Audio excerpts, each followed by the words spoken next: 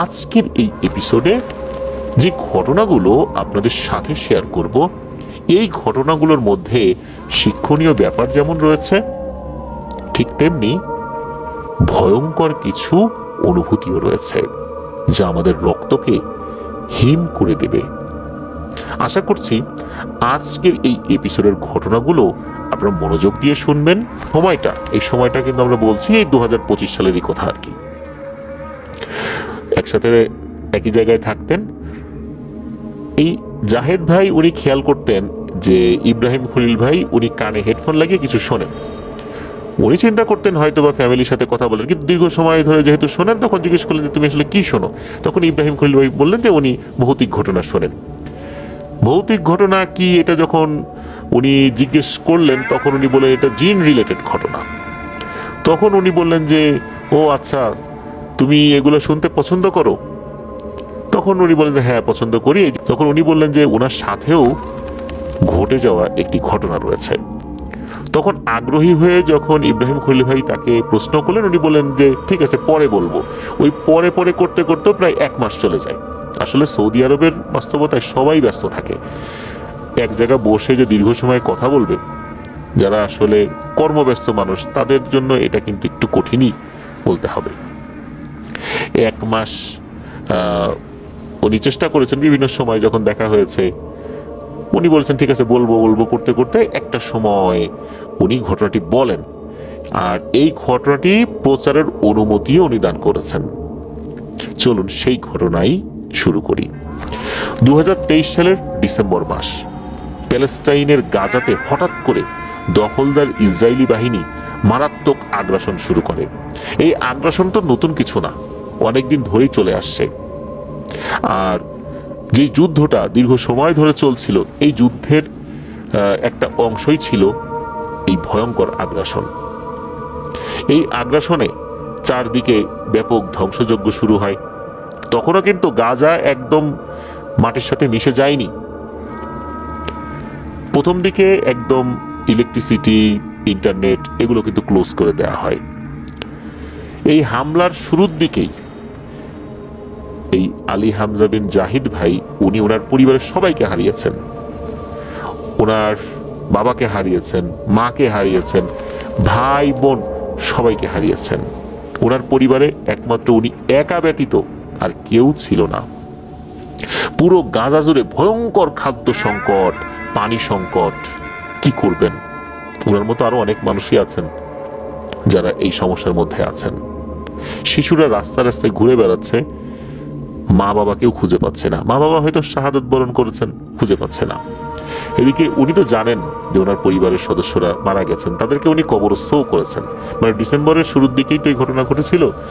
আমরা যখন এই যে ঘটনাটার কথা শুনছি, এটা উনি যতটুকু বলেছেন বা ইব্রাহিম খলিল ভাই যতটুকু বলেছেন, যে আলী হামজা বিন জাহিদ ভাই বলেছেন যে ঘটনাটা ওনার সাথে যখন ঘটে তখন ডিসেম্বরের 23 কি 24 তারিখ এমনটা হতে পারে।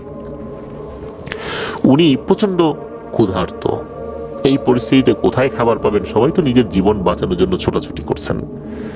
উনি তখন গাজার একটি ছোট মসজিদে আশ্রয় নেন, বলতে রাতের বেলা ঢুকেছেন। সেখানে ইলেকট্রিসিটি নাই, প্রচন্ড ক্ষুধার্ত, ক্ষুধায় ঘুম আসছে না। মসজিদের এক পাশে উনি শুয়ে আছেন। হঠাৎ করে মনে হলো যে আমি আমার যে কথাগুলো, আমার ফরিয়াদগুলো আল্লাহর কাছে ব্যক্ত করি। তখন উনি চলে গেলেন মসজিদের যে মেম্বার, ওখানে যেখানে দাঁড়িয়ে ইমাম সাহেব খুতবা দেন। উনি ওখানে দাঁড়িয়ে আরবিতে, কারণ এই যে ইব্রাহিম খলিল ভাইয়ের সাথে যে কথাবার্তা যা হয়েছে সব তো আরবিতেই হয়েছে, আমরা বোঝার জন্য আসলে বাংলায় বলছি। তো উনি আরবিতে খুতবা দেওয়ার মতো করে আল্লাহর কাছে ফরিয়াদ করছেন যে হে আল্লাহ, তুমি আমাদের এই সমস্যা থেকে বাঁচাও, তুমি আমাদেরকে সহযোগিতা করো, তুমি ছাড়া আমাদেরকে আর কোনো সাহায্যকারী নাই, তুমি আমাদেরকে সহযোগিতা করো, আমাদের যাবতীয় সমস্যাগুলো দূর করো। এইভাবে উনি চিৎকার করে ওখানে দাঁড়িয়ে আল্লাহর কাছে ফরিয়াদ করছেন। উনি আসলে এতটা ক্ষুধার্ত ছিলেন, আল্লাহর কাছে ফরিয়াদ করছেন যাতে করে ওই সময়ে ওনার ক্ষুধার এই যন্ত্রণাটা কিছুটা সময় উনি ভুলে থাকতে পারেন। উনি এরকম বলছেন, 3-4 মিনিট হয়েছে, হঠাৎ করে কেউ একজন সামনে থেকে এসে সালাম দেয়। তখন কিন্তু ভেতরে অন্ধকার, অন্ধকার বলতে একদম ঘুটঘুটে অন্ধকার না, ওই সময় যতটুকু আলো ছিল আশেপাশে চাঁদের আলো বা এরকম কিছু, ইলেকট্রিসিটি তো ছিল না, মোটামুটি হালকা আলো, বোঝা যাচ্ছে কেউ একজন মানুষ আসলে বোঝা যায় আর কি। এই কেউ একজন সে সালাম দেয়, কিন্তু উনি এমনভাবে আল্লাহ তাআলার কাছে ফরিয়াদ জানাচ্ছিলেন, এতটাই মগ্ন ছিলেন ওই সালাম উনি খেয়াল করেন নাই। কয়েকবার সালাম দিয়েছে, এরপর একটু মানে মৃদু ধমকের সুরেই বলেছে যে আপনি একটু আস্তে কথা বলুন, আমি ইবাদত করছি, আমার অসুবিধা হচ্ছে। তখন উনি কথা থামিয়ে দিয়ে বলছেন যে হে প্রিয় ভাই, তোমার ইবাদতে অসুবিধা হচ্ছে, নিশ্চয়ই তুমি অভুক্ত নও, কিন্তু আমি এতটাই অভুক্ত যে আমি আমার স্রষ্টার সাথে কথা বলছি, যাতে করে কিছুটা সময় আমি ক্ষুধার যন্ত্রণা ভুলে থাকতে পারি। তোমার ইবাদতে বিরক্ত করার জন্য আমি আন্তরিকভাবে দুঃখিত। তখন ওই যেই লোকটা বলেছিল যে একটু আস্তে কথা বলো, আমার ইবাদতে সমস্যা হচ্ছে, তখন ওই লোকটি বলে ওঠে যে হে ভাই, আমি কিন্তু কোনো ইনসান নই, আমি জিন, আমি এখানে ইবাদত করতে এসেছি।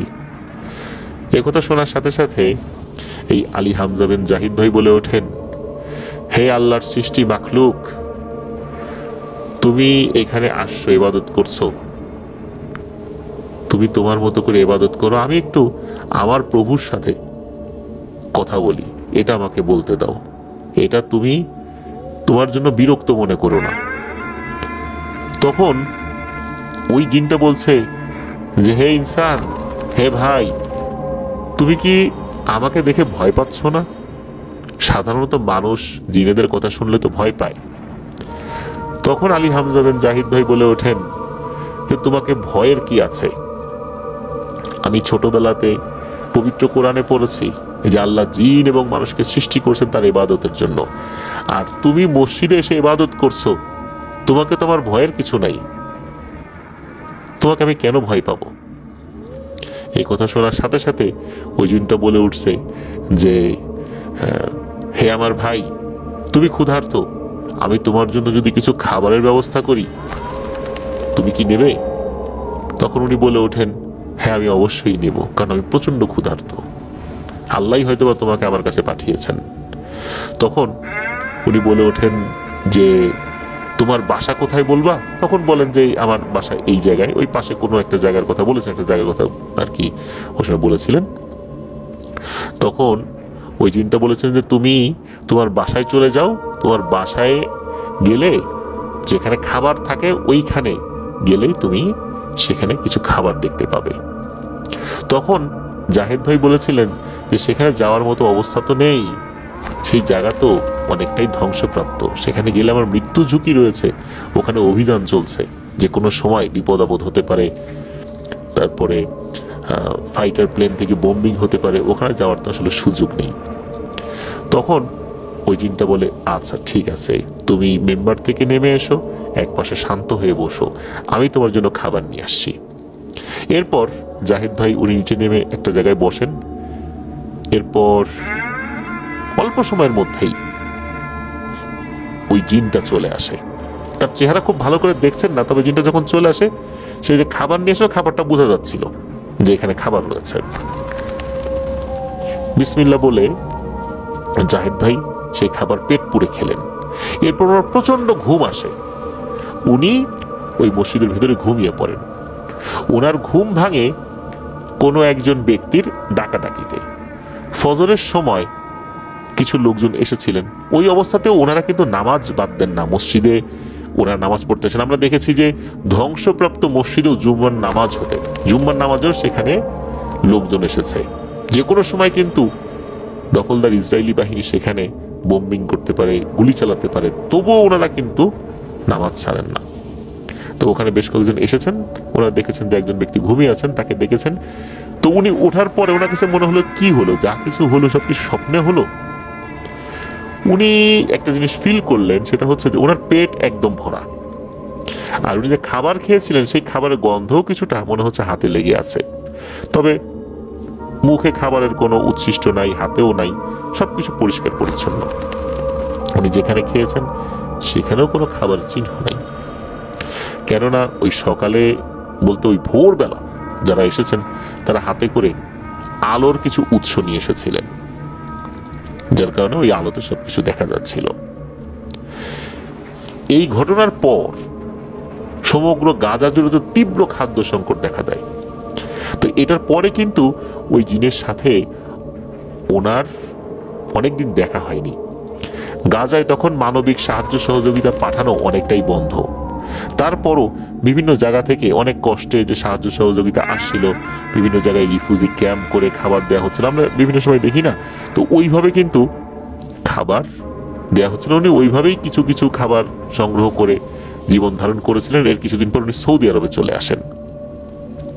তারপর সৌদি আরবে আসার পর সংগ্রামী জীবন শুরু হয়। সেখানে উনি কাজও পেয়ে যান আল্লাহর রহমতে।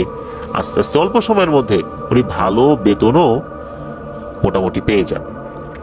কারণ ওখানে প্যালেস্টাইনের যারা নাগরিক, গাজার নাগরিক যারা ওই সিচুয়েশনে চলে আসছেন, আল্লাহ তাদেরকে এই জায়গায় নিয়ে আসছেন, সবাই তাদেরকে খুবই ভালোবাসে, সম্মান করে। তারা অন্যদের থেকে অনেক সম্মানিত ব্যক্তি হিসাবে সকলের কাছে পরিগণিত হন। আর তাদের আচার আচরণও নাকি অন্যরকম।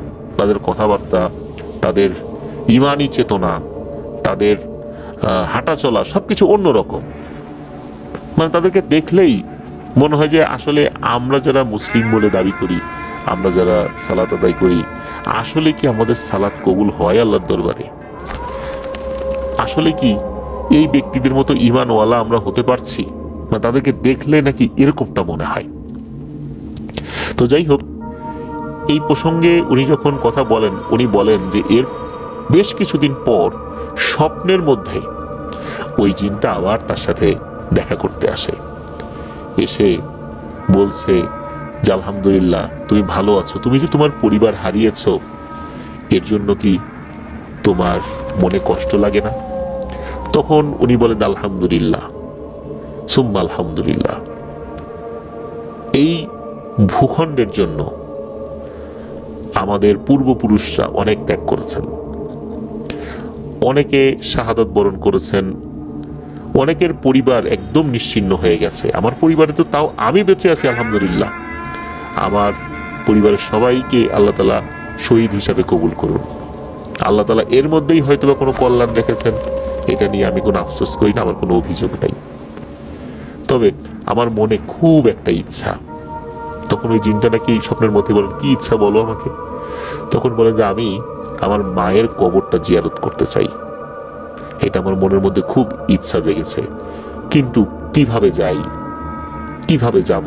আমার তো এখন যাবার কোনো সুযোগ নাই, কোনো ওয়ে নাই। তখন ওই জিনটা বলে যে আগামীকাল বলতে হয় তার পরের দিন, হয়তো বা শুক্রবার ছিল, এমনটাই বলেছেন আর কি। একটা জায়গার কথা বলা হয় যে রাতের বেলা ওই জায়গাতে আসতে। তো ওই জায়গাতে উনি গিয়েছিলেন। এটা কিন্তু স্বপ্নে হয়েছে, বড় বাস্তবে উনি সেখানে গিয়েছিলেন। এরপর কোনো একটা পদ্ধতিতে, কোন পদ্ধতিতে নিয়ে গিয়েছিলেন এটা আসলে জাহিদ ভাই বলেননি, বা উনি জাস্ট খালি এতটুকুই বলেছিলেন যে ওই জিনটা তাকে তার মায়ের কবরের কাছে নিয়ে গিয়েছিল। মায়ের কবর জিয়ারত করে আবার তাকে মক্কাতেই দিয়ে যান।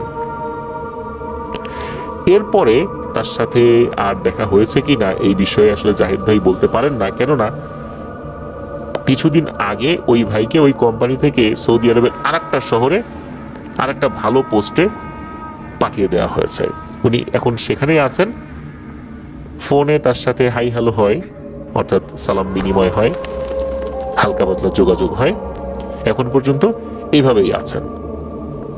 প্রিয় লিসেনার্স, এই যে ঘটনাটি শেয়ার করলাম, এই ঘটনাটি শুনে হয়তোবা আপনারা ভয় পাবেন না, কিন্তু এই ঘটনার মধ্যে যুদ্ধ বিধ্বস্ত গাজার একটা অবস্থা ফুটে উঠেছে।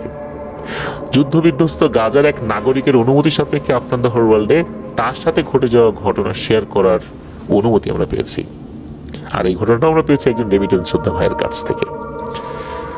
এই ধরনের ঘটনা আসলে পাওয়া অত্যন্ত দুরূহ ব্যাপার। আল্লাহ সুবহানাহু ওয়া তাআলার কাছে ধন্যবাদ জানাচ্ছি যে ইব্রাহিম খলিল ভাইয়ের মাধ্যমে আমরা এই ঘটনাটি পেয়েছি। আর জাহিদ ভাইয়ের জন্য শুভকামনা জানাচ্ছি, যদিও বা উনি বাংলা ভাষা বোঝেন না, উনি হয়তোবা এই ঘটনা শোনার পর আসলে কিছুই বুঝতে পারবেন না। শুধু ওনার নামটা আমরা যতবার বলেছি এতটুকুই হয়তো উনি বুঝতে পারবেন।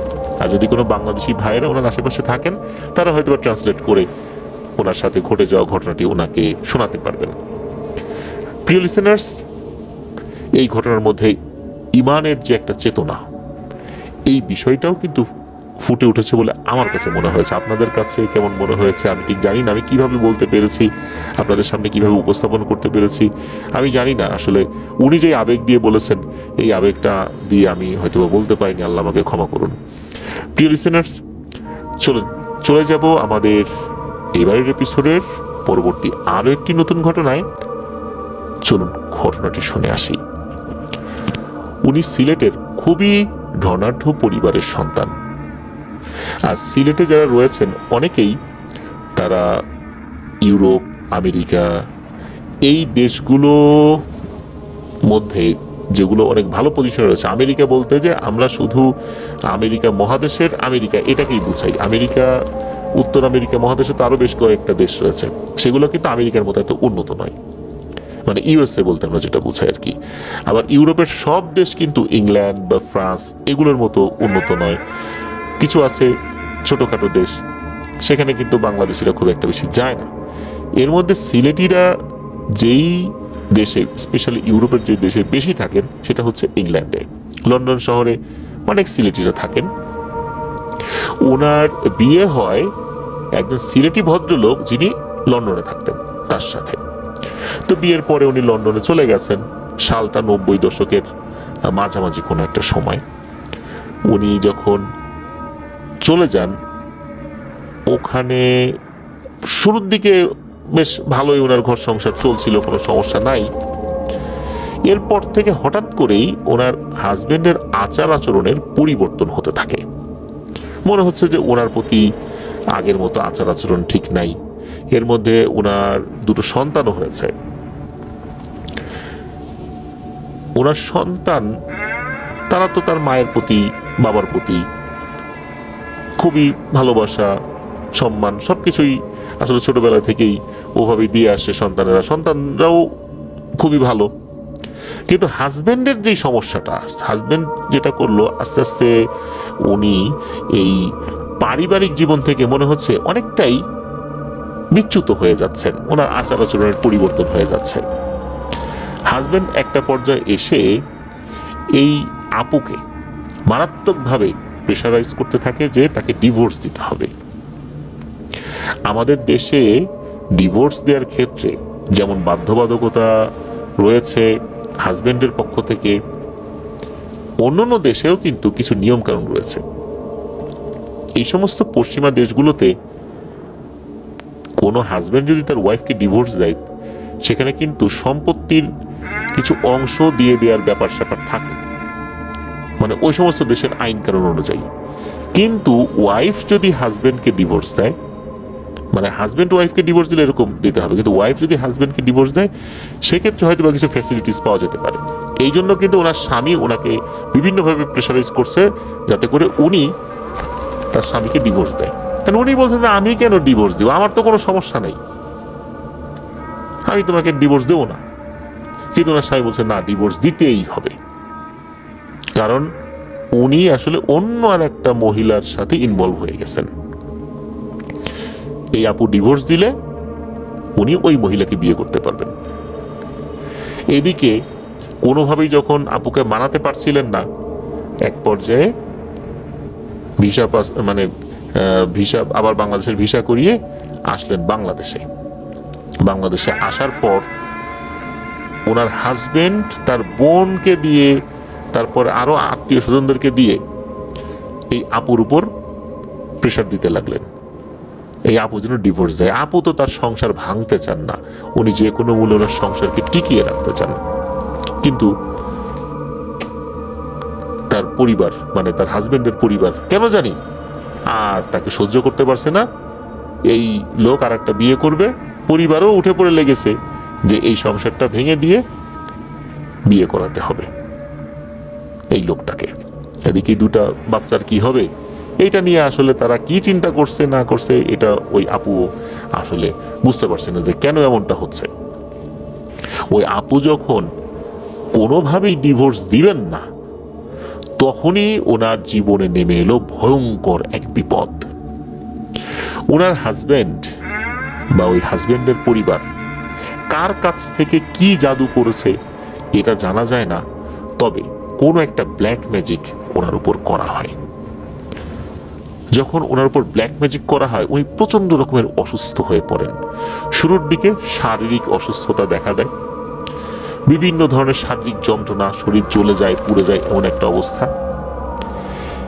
যখন উনি বুঝতে পারলেন যে না, এইভাবে আর উনি আসলে বাঁচতে পারবেন না, যন্ত্রণা সীমাহীন হয়ে যাচ্ছে, তখন উনি ওনার হাজবেন্ডকে বললেন, ঠিক আছে, আমি তোমাকে ডিভোর্স দিব, আমাকে এই যন্ত্রণা থেকে মুক্তি দাও, আমার উপর যে কালো জাদু করা হয়েছে তোমরা এইটা ধ্বংস করার ব্যবস্থা করো, আমি আর সহ্য করতে পারতেছি না, আমি ছেড়ে দিব তোমাদেরকে, আমি চলে যাব, তোমাদের কাছেও আর আসবো না, তোমাদেরকে কোনো বিরক্ত করবো না, তোমরা যেভাবে চাও সেভাবে সব কিছু চালায় নাও, আমাকে মুক্তি দাও। তখন নাকি ওনার হাজবেন্ড অনেকক্ষণ চুপ করেছিলেন, কোনো কথা বলেন নাই। উনি ভেবেছিলেন হয়তোবা ওনার হাজবেন্ড এই বিষয়ে একটা ইতি টানবেন, কালো জাদু কাটার জন্য কিছু একটা করবেন, কিন্তু না, তেমন কিছুই হচ্ছিল না। এদিকে ওনাদের তো একটা টাইমিং ছিল যে বাংলাদেশে কতদিন থাকবেন, বেশ কিছু মাস অতিবাহিত হয়ে গেছে। তখন ওই আপু উনি ওনার বাচ্চাদেরকে নিয়ে চলে আসেন ইংল্যান্ডে।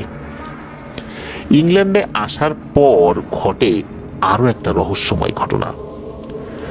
উনি যে জায়গাটাতে থাকেন এই জায়গার আশেপাশে উনি তো আসলে আগে খুব একটা যেতেন না, কারণ ওনার হাজবেন্ড তিনি পরিবার চালাতেন, উনি আসলে হাউস ওয়াইফই ছিলেন পুরো দস্তুর। কিন্তু এখন তো ওনার হাজবেন্ডের সাথে ওনার দূরত্ব সৃষ্টি হয়ে গেছে। এখন ওনাকে তো জীবিকার তাগিদে কিছু কাজ করতে হবে, উনি কিছু কাজ শুরু করে দেন, কিন্তু ওনার অসুস্থতা এই জিনিসটা তো রয়েছে। তবে এত অসুস্থ না যে উনি একদম বিছানায় পড়ে গেছেন, বিষয়টা এরকম না, উনি কাজ করতে পারছেন। তো উনি কিছু কাজ শুরু করেন। ওনার বাসা যেখানে সেখান থেকে কিছুটা দূরে, মানে অনেকটা দূরে না, কিছুটা দূরে একটা বাজার রয়েছে। উনি কোনো কারণে ওই বাজারের দিকে গিয়েছেন, আগে কখনো ওখানে যান নাই।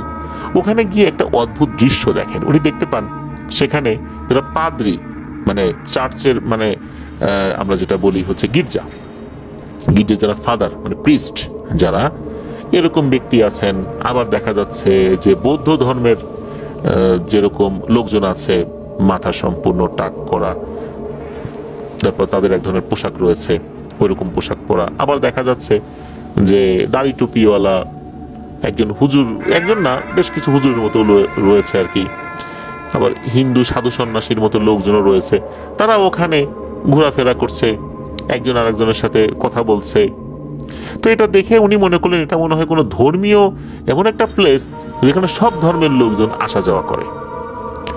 তো উনি যখন ওইদিকে যাচ্ছেন হঠাৎ করে একটা অদ্ভুত বিষয় লক্ষ্য করলেন। উনি খেয়াল করলেন ওখানে যে ব্যক্তিরা রয়েছেন তারা সবাই এই আপুর দিকে অদ্ভুত দৃষ্টিতে তাকিয়ে আছেন। আজব বিষয়, এইভাবে সবাই তাকিয়ে আছে কেন? এদের কাউকেই তো আসলে উনি চেনেন না, বা ওনাদেরও তো এই আপুকে চেনার কথা না। এক একজন এক এক দেশের, আফ্রিকান লোকজনও রয়েছে, অদ্ভুত টাইপের ড্রেস পরা, এই আপুর দিকে তাকিয়ে আছেন। আপু চিন্তা করলেন যে এরা মনে হয় লোকজন ভালো না, তাকে আক্রমণ করতে পারে, ক্ষতি করতে পারে, মেরে ফেলতে পারে। উনি দ্রুত ওখান থেকে হাঁটা শুরু করেন, মানে ওই এলাকা পার হওয়ার চেষ্টা করছেন। উনি খেয়াল করেন একজন পাদ্রী, খ্রিস্টান পাদ্রী, কালো টাইপের ড্রেস পরা, মানে কালো জুব্বার মতো আলখেল্লা পরা আর কি। পাদ্রীরা কিন্তু কালো এবং সাদা দুটোই পরে, আমরা খেয়াল করেছি, আপনারাও হয়তো বা দেখেছেন। তো এরকম কালো আলখেল্লার মতো পরা, গলায় ক্রুশ ঝুলানো এই একটা লোক, বয়স আনুমানিক 50-55 হবে, বেশ উঁচু লম্বা, এই একটা লোক ওই আপুর পিছু নিয়েছে। তো আপু যখন দেখেছেন যে এই লোকটা পিছু নিয়েছে, উনি তো আরো ভয় পেয়েছেন, উনি আরো দ্রুত হাঁটা শুরু করছেন। ওই লোকটাও পিছু নিয়েছে। যখন ওই রাস্তাটা পার হয়ে ছোট একটা গলির মধ্যে ঢুকেছেন, আপু চিন্তা করছেন যে ওই লোকটা মনে হয় সরে চলে গেছে। কিন্তু কি মনে করে পিছন দিকে তাকিয়ে দেখেন যে ওই লোকটা পিছনেই আছে। এবারে ওই লোকটা পিছন থেকে ডাকছে। আমরা যেরকম কোনো মানুষকে বা কোনো ভদ্র মহিলাকে বা কোনো বয়স্ক ভদ্রলোককে মা বা বাবা বলে অনেক সময় সম্মান করে সম্বোধন করি আর কি, ওরকম করে পিছন থেকে তাকে ডাকছে যে ও মা দাঁড়াও, মানে ইংরেজিতে ডাকছে আর কি, দাঁড়াও, আমি তোমার কোনো ক্ষতি করব না, তুমি ভয় পেও না, আমি তোমার সাথে একটু কথা বলবো, তোমার জন্য খুব দরকার সেই কথাগুলো, আমার জন্য না, তুমি একটু দাঁড়াও, তোমার সাথে আমার কথা আছে। তো তার যে ভয়েস, তার যে ডাক, এটা শুনে উনি কিছুটা আশ্বস্ত হলেন, উনি দাঁড়ালেন। তারপর ওই লোকটা কাছে এলো। কাছে আসার পর ওই লোকটা নাকি ওই ইংরেজিতেই বলতেছে যে তোমার নাম কি, তোমার বাড়ি কোথায়। তখন উনি বললেন ওনার নাম, উনি বললেন যে ওনার অরিজিন হচ্ছে বাংলাদেশ। তখন উনি একটা ভয়ঙ্কর তথ্য বললেন, যেটা শুনে উনি রীতিমতো অবাক হয়ে ভয়ের থরথর করে কাঁপছেন ওই সময়। ওই লোকটা বললেন যে তুমি তো খুব অবাক হয়েছো তাই না, যখন তুমি আমাদের পাশ দিয়ে যাচ্ছিলে আমরা সবাই তোমার দিকে তাকিয়ে আছি, তুমি খুব অবাক হয়েছো নিশ্চয়ই। বলে হ্যাঁ আমি তো অবাক হয়েছি। বলে তুমি তো ভয়ে দৌড় দিয়েছো, আমি তোমার পিছু নিয়েছি এই জন্য তাই না। বলে হ্যাঁ তাই তো, ভয় পাওয়ারই কথা। তখন ওই লোকটা বলেন যে তুমি কি জানো আমরা কেন তোমার দিকে এভাবে অবাক হয়ে তাকিয়েছিলাম। তখন ওই আপু বলছে না তো, আমি তো জানি না। তখন ওই লোকটা বলেন যে আমরা সবাই তোমার দিকে তাকিয়েছি এবং অবাক হয়ে তাকিয়েছি এই কারণে আমরা কেউই তোমার মাথাটা দেখতে পাচ্ছি না। এখনো আমি যে তোমার সাথে কথা বলছি আমি কিন্তু তোমার মাথা দেখতে পাচ্ছি না, আমি শুধু তোমার বডিটা দেখতে পাচ্ছি। তুমি কি জানো যে আমরা কারা? আমরা হচ্ছি সেই সমস্ত লোক যারা বিভিন্ন ধরনের জিন ভূত সংক্রান্ত কাজ করি। বিশ্বের বিভিন্ন জায়গা থেকে অনেক বড় বড় তান্ত্রিক, হুজুর, কবিরাজ এখানে আসেন। এখানে বিভিন্ন ধরনের বই আছে, বিভিন্ন ধরনের উপকরণ আছে, এই ধরনের কাজগুলোতে এই উপকরণগুলো লাগে। আমরা এই জন্য এখানে সমবেত হই। এখানে অনেকেই আসে বিশ্বের বিভিন্ন দেশ থেকে। আমরা যখনই এটা দেখেছি, এই জিনিসটার অর্থ হচ্ছে তোমার উপর এমন ভয়ঙ্কর কোনো কালো জাদু করা হয়েছে, যেই জাদুর কারণে আমরা তোমার মাথা দেখতে পাচ্ছি না। আর এটার অর্থ হচ্ছে তোমার মৃত্যু সন্নিকটে, আর তোমার মৃত্যুটা এমন ভয়ঙ্কর কষ্ট দিয়ে হবে যা তোমার কল্পনাতেও নাই।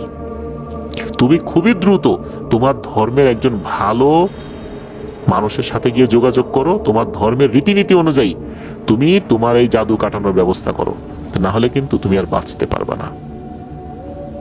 এই কথা শোনার পর ওই আপু তো অবাকও হয়েছেন, ভয়ও পেয়েছেন, আর অন্য বিষয়ের সাথে তো মিলিয়েছেন যে আসলেই তো তাই। ওনার তো এরকম সমস্যা হয়েছেই, ওনার হাজবেন্ডের পরিবার থেকে এটা করা হয়েছে, কিন্তু সেটা এরকম ভয়ঙ্কর এটা উনি তো বুঝতে পারেন না। উনি চিন্তা করছেন হয়তো বা এরকম একটা তদবির করেছে যাতে করে এই আপু ডিভোর্স দিয়ে দেয়, এরপরে সমস্যার সমাধান হয়ে যাবে। কিন্তু সেটা তো এই লেভেলে করা হয়েছে, এইটা তো ওই আপু তখন বুঝতে পারেন। উনি চিন্তা করতে থাকেন কি করব, কি করা যায়, এখন এইখানে আমি কার কাছে যাব। এরপর উনি চিন্তা করেন যে আমি আবার বাংলাদেশে চলে যাই। বাংলাদেশে গিয়ে তখন আত্মীয় স্বজনদের মাধ্যমে এই সমস্যার সমাধানের চেষ্টা করি। আবার উনি বাংলাদেশে আসেন। বাংলাদেশে আসার পর উনি আত্মীয় স্বজনদের মাধ্যমে বিভিন্ন ধরনের চেষ্টা তদবির করতে থাকেন। উনি যে সমস্ত তথ্য জানিয়েছেন আমাকে, এর মধ্যে আমি কয়েকটা ভয়ঙ্কর বিষয় আপনাদেরকে বলবো প্রিয় লিসেনার্স। উনি যখন বিভিন্ন জায়গায় যাচ্ছিলেন, কোনো কাজ হচ্ছিল না, কেউ এটার সমাধান করতে পারে না, তখন উনি একজন হিন্দু তান্ত্রিকের কাছে গিয়েছিলেন। কথিত আছে যে ওই হিন্দু তান্ত্রিকের কাছে খুবই শক্তিশালী একটা জিন আসে। সেই জিনটা অনেক সমস্যার সমাধান জানে, সে বিভিন্ন সমস্যার সমাধান করেছেও। সেই জিনটার সাথে যদি সরাসরি কথা বলা যায় তাহলে হয়তোবা সমস্যার সমাধান হতে পারে। তখন ওই আপু উনি ওনার ভাইকে সাথে নিয়ে গিয়েছেন। কিভাবে সমস্যার সমাধান করা যায়, কিভাবে ওই জিনের সাথে কথা বলতে হবে, তখন ওই তান্ত্রিক একটা ভয়ঙ্কর পদ্ধতির কথা বলেন। উনি বলেন যে একটা জঙ্গলের কাছে যাইতে হবে। সেখানে ওই তান্ত্রিকও যাবে না এবং এই আপুর সাথে অন্য কোনো লোকও যেতে পারবে না, ওই আপুকেই যেতে হবে। ওই জঙ্গলের ভেতরে ঢোকার পর দেখা যাবে আকাশ থেকে একটা আলো নেমে আসছে। ওই আলোটা নেমে আসার পর ঠিক এই আপুর সামনে চলে আসবে। এরপর ওই আলোটা যখন একদম স্থির হয়ে যাবে কিছুক্ষণ, এরপরে ওই আপু যেন চলে আসে। এইটা যখন আপু শুনেছেন, উনি তো বেশ ভয় পেয়েছেন, কারণ এরকম একটা সমাধান উনি বলছেন যে ওরকম ভাবে যাইতে হবে জঙ্গলের মধ্যে, দূরে ওনারা দাঁড়ায় থাকবেন, এরকম একটা আলো আসবে আকাশ থেকে। এটা তো রীতিমতো ভয়ঙ্কর ব্যাপার, অনেক ধরনের বিপদ আপদ হতে পারে। তবুও আপু যে শারীরিক ভয়ঙ্কর যন্ত্রণা অনুভব করছিলেন, এর থেকে বাঁচার জন্য উনি চিন্তা করলেন যে এইটাই করব। তখন ওই তান্ত্রিক একটা সময় বললেন যে তাহলে আপনি আপনার ভাইয়ের সাথে আসেন, এরকম একটা সময় আমি তার সাথে দেখা করিয়ে দেব। সত্যি ওনারা আসলেন, তান্ত্রিকের সাথে হাঁটা শুরু করলেন। একটা ঝোপ জঙ্গলের মতো একটা জায়গা রয়েছে, বড় বড় গাছ রয়েছে। তান্ত্রিক বলেন যে আপনি এখন ভিতরে ঢুকে যান, আমরা দেখছি দূর থেকে আপনাকে, কিন্তু কাছে আমরা থাকতে পারবো না। তখন ওই আপু সাহস করে একা একাই হাঁটতে থাকলেন। হাঁটতে হাঁটতে ওই জঙ্গলের মধ্যে ঢুকে একটা জায়গায় দাঁড়ান। দূর থেকে দেখিয়ে দিয়েছেন যে কোন গাছটার কাছে বা কোন জায়গাটায় দাঁড়াতে হবে। ওখানে আপু দাঁড়িয়ে আছেন, মোটামুটি মিনিট 5 দাঁড়িয়ে আছেন সেখানে। হঠাৎ করে মনে হচ্ছে ওনার মাথার উপর থেকে কোনো একটা আলো আসছে। উনি যখন উপর দিকে তাকিয়েছেন, উনি দেখলেন উপর থেকে মনে হচ্ছে একটা আলো নেমে আসছে। ওই আলোটা আস্তে আস্তে নেমে আসলো, ওনার সামনে আসলো। ওনার থেকে 7 থেকে 8 হাত দূরে এই আলোটা একটা আলোর কুণ্ডলী, একটা ফুটবল আকারের একটা আলোর কুণ্ডলী। এই আলোর কুণ্ডলীটা প্রথমে ওনার সামনে আসলো, শূন্যে ভেসে থাকলো। এরপর চক্রাকারে ওনার চারদিকে প্রদক্ষিণ করতে থাকলো। কয়েকবার প্রদক্ষিণ করার পর আবার ওনার ঠিক সামনে এসে দাঁড়িয়ে গেল। তখন ওই আপু বুঝতে পারলেন যে এখন এখান থেকে চলে যাওয়ার সময়। ওই আপু আবার ওইখান থেকে চলে আসলেন। ওই আলোটা কিন্তু ওখানেই দাঁড়ানো। এইবার ওই তান্ত্রিক সামনের দিকে আগানো শুরু করেছে। ওই আপু এবং আপুর ভাই দূর থেকে খেয়াল করছেন যে ওই তান্ত্রিক ভিতরে গেল, ওই আলোর সামনে দাঁড়ালো। মনে হলো যে কিছু কথোপকথন হলো, তবে কি কথা হলো এটা বোঝা গেল না, শুধু তান্ত্রিকের কথাই শোনা গেল। এরপর কি হলো, ওই আলোটা আবার সাঁ করে আকাশের দিকে উঠে গিয়েই একদম মিলিয়ে গেল। তান্ত্রিক যখন ফেরত আসলো, তান্ত্রিকের মুখটা খুব ভার। তান্ত্রিক এসে ওই আপুকে বললেন যে মা, আপনাকে সুস্থ করা সম্ভব না। এ বলছে যে সে এটা পারবে না, এটা তার সাধ্যের বাইরে, এটা এমন একটা পর্যায়ে চলে গেছে, এটা তার পক্ষে সম্ভব নয়। এই কথা শোনার পর আপু খুব মানসিকভাবে ভেঙে পড়েন, কারণ এমন একটা সাহস উনি করেছিলেন। অনেকের কাছে গিয়েছেন, ঝাড়ফুঁক নিয়েছেন, পানি পড়া নিয়েছেন, তেল পড়া নিয়েছেন, যে যেটা বলেছে সেটাই করেছেন, কোনো কাজ হয়নি। চিন্তা করছেন এরকম একটা সাহসী কাজ করার পর হয়তো একটা সমাধান হবে, কিন্তু এই শক্তিশালী জিনটাও বলে দিল যে সে এটা পারবে না। উনি খুব হতাশ হয়ে গেলেন যে কি করব কি করব। এরপর আর একজনের সাথে ওনার দেখা হয়েছিল। সে তাকে একটা অদ্ভুত প্রস্তাব দিয়েছিল। সেটা হচ্ছে যে এই লোক নাকি তার সাথে একটা শক্তিশালী জিনকে অ্যাটাচ করে দিবে। প্রতিদিন ওই শক্তিশালী জিনকে কিছু না কিছু দিতে হবে, জীবিত কোনো কিছু হোক, সেটা মুরগি হোক, মাছ হোক, হাঁস হোক, এরকম দিতে হবে প্রতিদিন। এই ওই আপুকে এই সমস্যা থেকে নাকি রক্ষা করবে।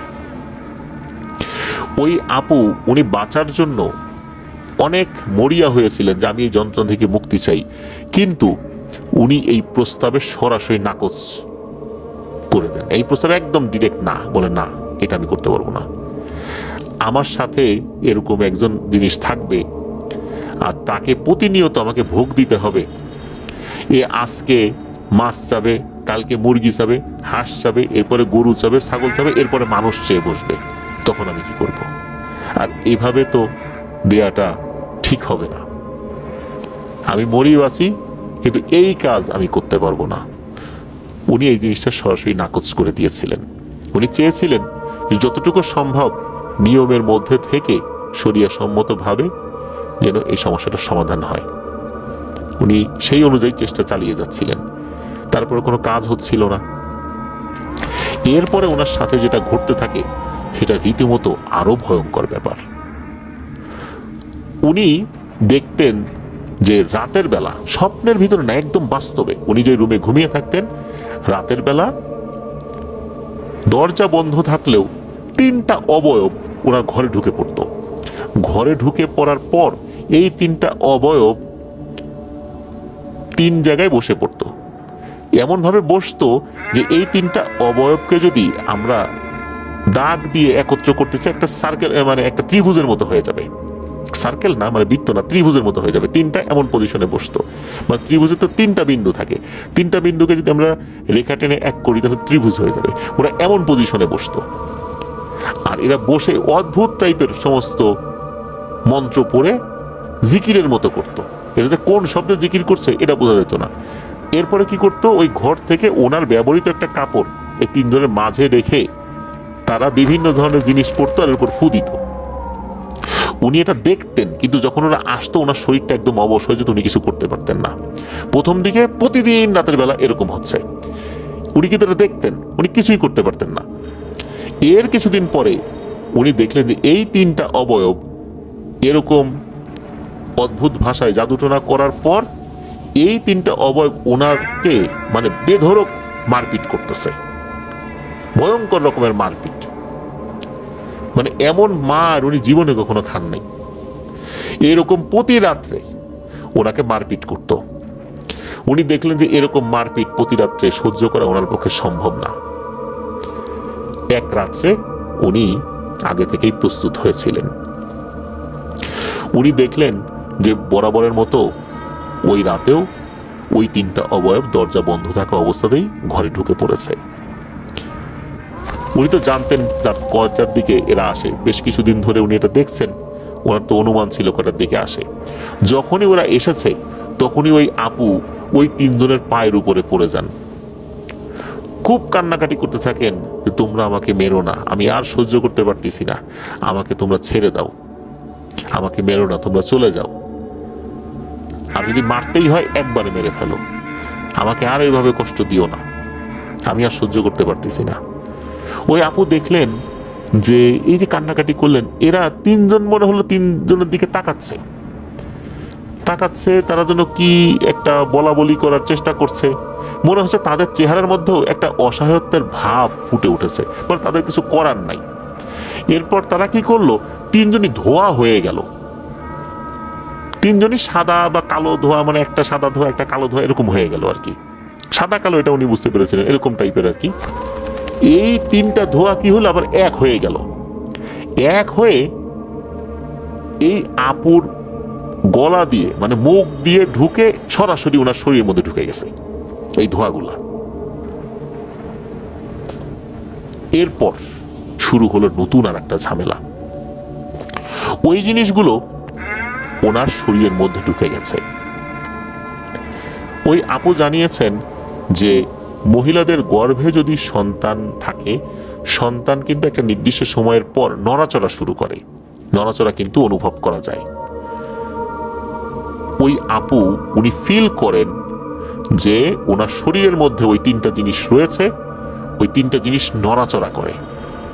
আর উনি যখন কোনো দোয়া দুরুদ পাঠ করেন তখন নাকি ওই 3টা জিনিস ওনার যে 2টা সন্তান রয়েছে এদের গলা নকল করে ওনার শরীরের ভিতর থেকে চিৎকার করে যে মরে গেলাম, আমাদেরকে মারিস না, আমরা নিরুপায়, আমাদের কিন্তু বাঁচার আর উপায় নাই, আমরা এখান থেকে বেরোয় গেলে আমাদের মৃত্যু অনিবার্য,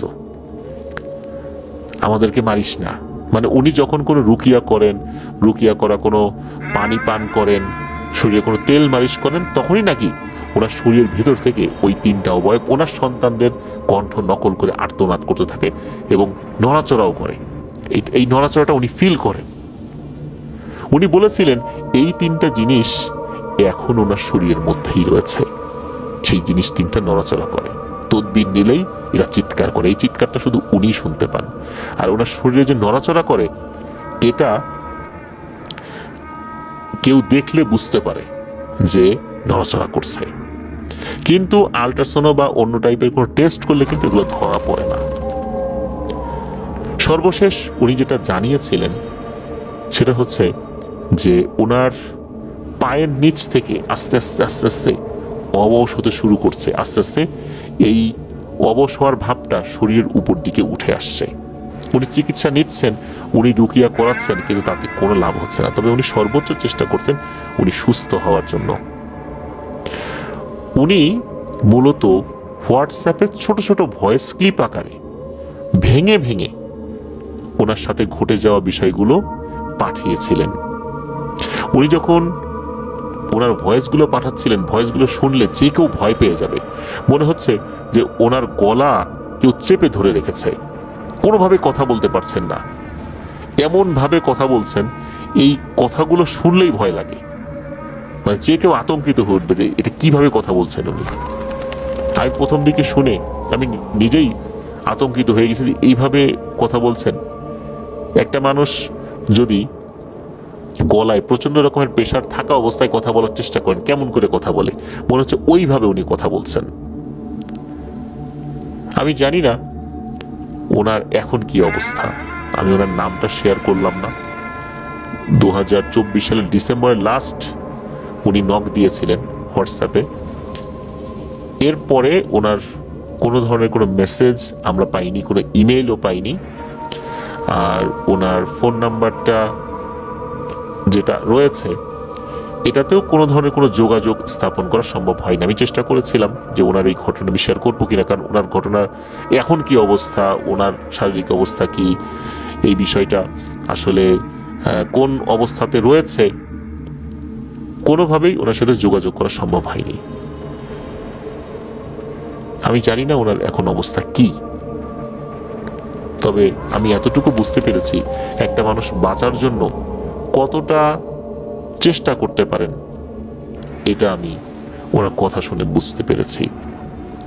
ওনার সাথে ঘটে যাওয়া এই ঘটনাটি আপনাদের সাথে যে শেয়ার করলাম, আমি কিন্তু আবারও বলছি ওনার অনুমতি নিতে পারিনি, কারণ সেই সুযোগটা আমি পাইনি।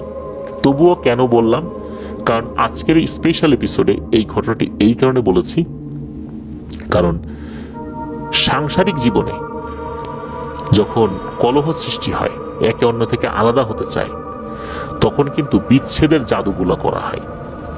আর এই বিচ্ছেদের জাদু যখন করা হয় তখন এমন কিছু জাদু করে দেয়া হয় যাতে করে যার সাথে বিচ্ছেদ হবে সেও মারা যাবে। আসলে ওনাকে কোন ধরনের জাদু করা হয়েছিল এটা নিশ্চিতভাবে বলা না গেলেও এতটুকু জানা যায় বা অনুমান করা যায় যে যেই ভয়ঙ্কর শ্রেণীর 3টা জিন ওনার শরীরের মধ্যে রয়েছে, এগুলো ওলহান প্রজাতির জিন। জাস্ট এতটুকুই জানা গিয়েছে, এই ওলহান জিনেরা ওনার মধ্যে রয়েছেন। তাদের আর উপায় নাই, তারা কোনো কমান্ড ফলো করে এসেছেন, তাদের আর ফেরত যাওয়ার উপায় নেই। তারা তাদের মনিবের হুকুম পালন করতে এসেছিল, হয়তোবা ওনার কান্নাকাটি দেখে তাদের মন গলে গেছে, কিন্তু তারা জানে তাদের আর ফেরত যাওয়ার কোনো সুযোগ নাই। তাই তারা স্থায়ীভাবে তার শরীরের মধ্যেই বসতি স্থাপন করেছে। প্রিয় লিসেনার্স, এরকম অদ্ভুত কালো জাদুর ঘটনা আসলেই বিরল। ঘটনাটি যদি আমার কাছে একদম পুঙ্খানুপুঙ্খভাবে আসতো তাহলে আরো ভালো করে বলা যেত, কারণ ওনার সাথে দীর্ঘদিন ধরে ঘটনা ঘটে চলছে। আমি তো খুব অল্প সময়ের মধ্যে এই বিষয়টা লিসেনারদের সাথে শেয়ার করলাম, কিন্তু বিষয়টা তো এত সহজ নয়, অত্যন্ত জটিল। আমি যতটুকু শুনেছি উনি যে ভয়েস ক্লিপ পাঠিয়েছেন, সাধারণত আমরা হোয়াটসঅ্যাপে কোনো ভয়েস ক্লিপ নেই না, কিন্তু উনি আসলে ঘটনা শেয়ার করার জন্য এই ভয়েস ক্লিপগুলো পাঠান নাই। উনি সমাধান কিভাবে হতে পারে, আমাদের সন্ধানে ভালো কোনো হুজুর আছে কিনা এইটা জানার জন্য পাঠিয়েছিলেন। উনি ঘটনা কিন্তু শেয়ার করার জন্য পাঠান নাই। তবুও শিক্ষণীয় এই বিষয়টি আপনাদের সাথে শেয়ার করার জন্যই এই স্পেশাল এপিসোডে উপস্থাপন করলাম। আল্লাহ আমাদেরকে নিরাপদে রাখুন, কালো জাদু, হিংসা, বদনজর থেকে হেফাজত করুন।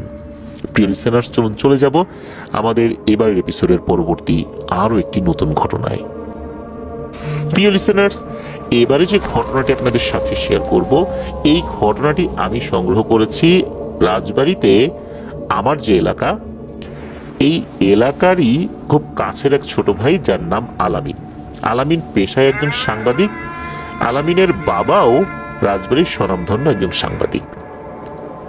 আলামিনের সাথে আমার হঠাৎ করে দেখা হয়ে যায়, আর দেখা হবার পর অনেক দিনের বেশ কিছু জমানো কথা বলতে শুরু করে আলামিন।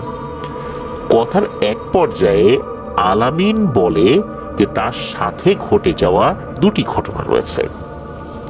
দুটি ঘটনা আমি শুনলাম, আমার কাছে ভালো লাগলো।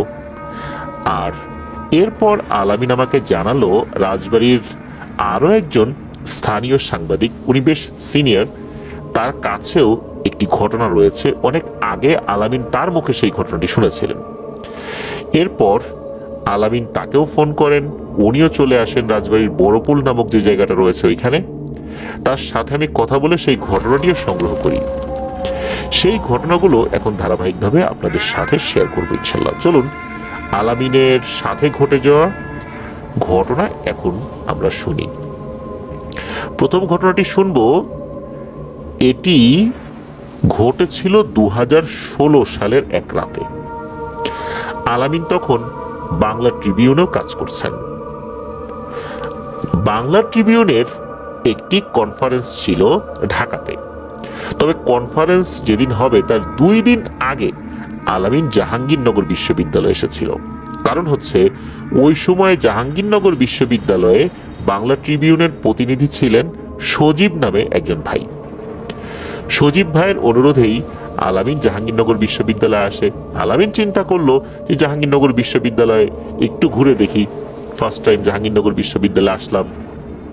সজীব ভাই আলামিনকে বলেছিল যে ভাই আসেন, এখানে বটতলায় অনেক ধরনের ভর্তা আইটেম রয়েছে, অনেক মজা, আপনাকে খাওয়াবো আর আশেপাশে ঘুরিয়ে দেখাবো। আলামিন চিন্তা করলেন যে কাজ তো আসলে আরো 2 দিন পরে, মাঝখানে 2টা দিন যদি একটু ঘুরি ভালোই লাগবে। এই চিন্তা করে আলামিন চলে যায় জাহাঙ্গীরনগর বিশ্ববিদ্যালয়ে। আলামিনের যতটুকু মনে পড়ে, আলামিন আমাকে বলেছে যে এক্সাক্ট হলের নামটা তার মনে নাই, তবে যতদূর তার মনে পড়ছে এটা মীর মোশাররফ হোসেন হল হতে পারে, এমনটা আমাকে বলেছিল। তবে এক্সাক্ট আসলে ওটা কোন হল এটা আসলে ওর মনে নাই। কারণ হচ্ছে আলামিন যেই সময়টাতে ঢুকেছিল সন্ধ্যা হয়ে গেছে, আর সেই ভাই তাকে রিসিভ করে দ্রুত হলে নিয়ে গেছে, যার কারণে হলের নাম যে কি ওইটা ওইভাবে খেয়ালও করতে পারেন নাই। ওই রাত্রে খাওয়া দাওয়া করে নির্দিষ্ট কক্ষে সজীব ভাই এবং আলামিন শুয়ে পড়েছেন। 2টা বেড রয়েছে। আলামিন গেস্ট হিসাবে সেখানে শুয়ে পড়েছেন। রাজবাড়ি থেকে জার্নি করে আলামিন আসছে, স্বাভাবিকভাবেই শরীরটা একটু ক্লান্ত। আলামিন শুয়ে পড়েছে, ওই ভাইও ঘুমিয়ে পড়েছেন। রাত তখন আনুমানিক 2টা কি 2:30 বাজে। ওই সময়ে একটা ঘটনা ঘটে। আলামিন স্বপ্নে একটা ভয়ঙ্কর দৃশ্য দেখতে পান। আলামিন স্বপ্নের মধ্যে দেখতে পায় যে আলামিন ওই রুমেই শুয়ে আছে, অর্থাৎ যেই রুমটাতে সে ঘুমিয়েছে সেই রুমেই শুয়ে আছে, ওই বেডেই শুয়ে আছে। পাশের বেডে ওই সজীব ভাই শুয়ে আছে। হঠাৎ করে দরজা খুলে গেল। অদ্ভুত চেহারা এবং উচ্চতার 2জন লোক ঢুকলো। 2জন লোকের চেহারা খুবই অদ্ভুত, কেমন তা বোঝানো যাবে না। মুখ লম্বা টাইপের, আর চেহারা বেশ খসখসে টাইপের, মানে মানুষের স্কিন থাকে না অনেক খসখসে কুচকানো, এরকম আর কি, বেশ লম্বা। আর তাদের দেহের গড়ন মোটা সোটাও বলা যাবে না, চিকনও বলা যাবে না, মাঝারি গড়নের। আলখেল্লা টাইপের ড্রেস পরা, ড্রেসটা সাদা তবে মনে হচ্ছে ময়লা হয়ে গেছে এমন কিছু। এদের 2জনের হাতেই অদ্ভুত টাইপের একটা জিনিস, দেখে মনে হচ্ছে বিশাল আকৃতির সিরিঞ্জ বা ইনজেকশন টাইপের কোনো জিনিস। এই 2টা জিনিস হাতে নিয়ে এই দুইজনই রুমের মধ্যে প্রবেশ করলো। রুমের মধ্যে প্রবেশ করার পর তারা এদিক ওদিক তাকাচ্ছে। তাকানোর পর একজন বলছে, এইটাকে ধর, এর শরীর থেকে নেই। তখন আরেকজন বলতেছে, এই দাঁড়া, এ তো মনে হচ্ছে নতুন রে, এ তো এখানকার না, এ নতুন তো, থাক, ছেড়ে দে, এরে ছেড়ে দে, আজকের মতো চল, চলে যাই। এরপর তারা কি করলো, ঠিক যেভাবে এসেছিল ওভাবেই দরজা দিয়ে বেরিয়ে গেল। দরজাটা আপনা আপনি বন্ধ হয়ে গেল, ঠিক যেভাবে বন্ধ দরজা একা একাই খুলে গিয়েছিল যখন তারা দুজন ঢোকে। কারণ তারা যখন দুজন ঢুকেছিল একা একাই ক্যাচ ক্যাচ শব্দে দরজাটা খুলে গিয়েছিল। স্বপ্নের মধ্যে এই যে জিনিসটা দেখলো আলামিন, সে কিন্তু যেটা দেখলো মনে হচ্ছে এটা তার একদম চোখের সামনে ঘটছে, একদম বাস্তব। বাস্তবে যখন আমরা কোনো জিনিস দেখি যেমন অনুভূতি হয়, ঠিক তেমন। যখন এই দুইজন ঘর থেকে বেরিয়ে গেল এবং দরজাটা আবার ক্যাচ ক্যাচ শব্দে বন্ধ হয়ে গেল, আলামিন তখন জেগে ওঠে। আলামিন জেগে উঠে তার কাছে এই অনুভূতি হলো, মাত্রই মনে হচ্ছে কেউ দরজা দিয়ে বেরিয়ে গেছে এবং বেরিয়ে যাওয়ার পর করিডোর দিয়ে কেউ হাঁটছে, এই শব্দও মনে হচ্ছে শোনা যাচ্ছে। এই স্বপ্নটা দেখার সাথে সাথে আলামিন বেড থেকে নেমে পড়ে এবং পাশে শুয়ে থাকা সজীব ভাইকে ডাকতে থাকে। সজীব ভাই উঠে পড়ে। উঠে পড়ার পর আলামিনকে বলে, কি ব্যাপার আলামিন ভাই, কি হয়েছে, কোনো সমস্যা? তখন আলামিন বলছে যে ভাই, এখানে কোনো সমস্যা আছে, আমি এরকম এরকম দেখছি। তখন ওই সজীব ভাই বলে, ভাই আপনি ওটা দেখছেন? আমিও তো সেম জিনিসটা দেখলাম মাত্র স্বপ্নে। কিছু একটা আসলো, বিশাল আকৃতির সিরিজ টাইপের কিছু জিনিস নিয়ে, মনে হচ্ছে ওটার মধ্যে আমাদের শরীরের সমস্ত রক্ত ভরে ফেলবে, তারপর তারা চলে যাবে। কিন্তু একই রকম ভাবে তারাও বেরিয়ে চলে গেল। আলামিন এটা শুনে খুবই অবাক হয় যে একই জিনিস, একই স্বপ্ন, একই সময়ে দুজন দেখল। আর ওই দুজন কে ছিল? অদ্ভুত ব্যাপার। আলামিন এতটা ভয় পেয়েছিল, সারা রাতও ঘুমাতে পারে নাই। ও শুধু অপেক্ষায় ছিল কখন সকাল হবে আর এখান থেকে বেরোবে। যখন সকাল হয়ে যায় তখন দ্রুত আলামিন ব্যাগ গুছিয়ে ঢাকাতে তার আত্মীয় বাড়িতে চলে আসে। কারণ ওইখানে থাকার মতো অবস্থা তার আর ছিল না, এতটা ভয় পেয়েছে রাতের বেলা। আলামিন আমাকে জানালো যে ওই রাতের পর এখন পর্যন্ত জাহাঙ্গীরনগর বিশ্ববিদ্যালয়ের সামনে দিয়ে সে অনেকবার গিয়েছে, আশেপাশের এলাকাতেও গিয়েছে, কিন্তু কখনোই সে জাহাঙ্গীরনগর বিশ্ববিদ্যালয়ে প্রবেশ করেনি। কারণ ওই রাতের ওই ঘটনাটা তার মনের মধ্যে এমন এক আতঙ্ক সৃষ্টি করে রেখেছে, এখন পর্যন্ত এই আতঙ্ক তাকে তাড়া করে ফেলে। এই তো গেল একটা বিষয়। এবার আসি যে ঘটনাটা, এটা 2023 সালে আলামিনের সাথে ঘটেছিল। আলামিনের যে শ্বশুর বাড়ি, এই জায়গাটা রাজবাড়ী কুষ্টিয়া যে মহাসড়কটা রয়েছে, এই জায়গার একটা বিশেষ স্থান রয়েছে। ওখানে একটা কলেজ রয়েছে, আহমদ আলী মৃধা কলেজ। রাজবাড়িতে যারা আছেন তারা এই কলেজটা চেনেন। আর ওই রাস্তা দিয়ে যারা চলাচল করেন অথচ রাজবাড়ির বাসিন্দা নন, তারাও হয়তোবা এই কলেজটা খেয়াল করেছেন। মেইন সড়কের পাশে, রাজবাড়ি থেকে কুষ্টিয়াতে যাওয়ার সময় হাতের ডান পাশে পড়ে, আর কুষ্টিয়া থেকে রাজবাড়িতে ঢোকার সময় হাতের বাম পাশে পড়ে। এই কলেজের পাশেই এই আলামিনের শ্বশুর বাড়ি। আলামিন ওই এলাকার একজন ব্যক্তিকে চিনতেন, মধ্যবয়স্ক একজন ভদ্রলোক, যিনি একটা মোটরসাইকেলের শোরুমে চাকরি করতেন। আলামিনের যতটুকু মনে পড়ে, আলামিন আমাকে জানিয়েছেন যে সেই মোটরসাইকেলের শোরুমটার নাম ছিল রিয়াদ মোটরস। সেখানে উনি চাকরি করতেন, এমনটাই তার মনে পড়ে। আলামিন যখন বিভিন্ন সময় আসা যাওয়া করতেন, রাস্তাঘাটে দেখা হতো। যেহেতু আলামিন সাংবাদিকতা পেশায় দীর্ঘদিন ধরে আছে, এখনো আছে, তো আলামিন মাঝে মাঝে ওই ব্যক্তিকে দেখতেন, কাকা কেমন আছেন, এরকম চলাফেরার পথে কুশল বিনিময় হতো। একবার হলো কি, আলামিন হঠাৎ করে জানতে পারলেন এই যে যিনি ভদ্রলোক, উনি রাতের বেলা উনি যখন বাড়িতে ফিরছিলেন তখন ওই আহমদ আলী মৃধা কলেজের কাছে এসেই উনি মারাত্মক এক সড়ক দুর্ঘটনায় পতিত হন।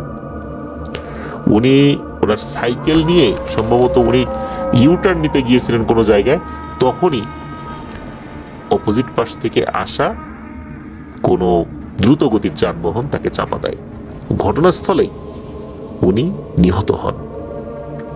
আলামিন এটা যখন জানলেন তখন তার কাছে খুব খারাপ লেগেছিল, কারণ ওনাকে হরহামেশাই দেখতেন, কথা হতো।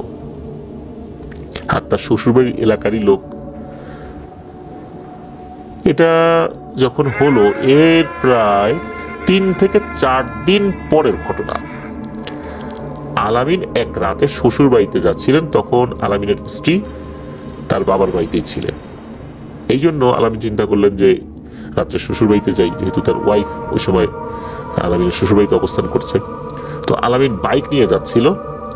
আলামিন যেই রাস্তা দিয়ে যাচ্ছিল এই রাস্তাটা কিন্তু ওই মহাসড়কের রাস্তাটা না, মূলত ওই রাস্তায় ওঠার জন্য ভবানীপুর নামক একটা জায়গা রয়েছে, ওই জায়গার ভেতর দিয়ে একটা সাব রোড রয়েছে। এই রোড দিয়েও কিন্তু সরাসরি এই রাজবাড়ী কুষ্টিয়া মহাসড়ক যেটা, এটাতে পৌঁছানো যায়। আলামিন ওই রাস্তা দিয়ে বাইক চালিয়ে যাচ্ছিল। রাত তখন 11:30, 12টা এরকম একটা সময় হতে পারে আর কি বলে আলামিন ধারণা করেন আর কি। তো আলামিন বাইক নিয়ে যখন ওই রাস্তার শেষ দিকে যখন চলে আসছে, মানে তখন মেইন মহাসড়কে উঠবে, ঠিক তখন দেখতে পায় ওই যে যেই লোকটা মারা গেছে সড়ক দুর্ঘটনায়, ওই লোকটা রাস্তার একপাশে বসে আছে। তাকে খুবই ভালো মতো আলামিন দেখতে পেরেছিল, কারণ আশেপাশে পর্যাপ্ত লাইট রয়েছে, সেই আলোতে খুব ভালোভাবেই তাকে আলামিন চিনতে পেরেছে। আলামিন যখন তাকে দেখলো, তাকানোর পর তখন মনে হলো যে ওই লোকটা তার দিকে তাকালো না। আলামিন চিন্তা করলো একটু কুশল বিনিময় করবো, যেহেতু ওই লোকটা তার দিকে ওইভাবে তাকায় নাই। এই জন্য আলামিনের আর কুশল বিনিময় করা হয় নাই, কারণ আলামিনও বাইক চালাচ্ছিল। আর ওই রাস্তার শেষ স্থান তো তখনই মেইন মহাসড়কে উঠবে, আশেপাশে তো ডানে বাঁয়ে খেয়াল করে উঠতে হবে, কারণ রাতের বেলা ওই সময় দ্রুতগতির যানবাহনগুলো চলাচল করে, বিশেষ করে নাইট কোচগুলো এগুলো চলাচল করে, ট্রাকগুলো চলাচল করে। এই জন্য ডানে বাঁয়ে খেয়াল করে উঠতে হবে, একটু বেখেয়াল হলেই কিন্তু বিপদ।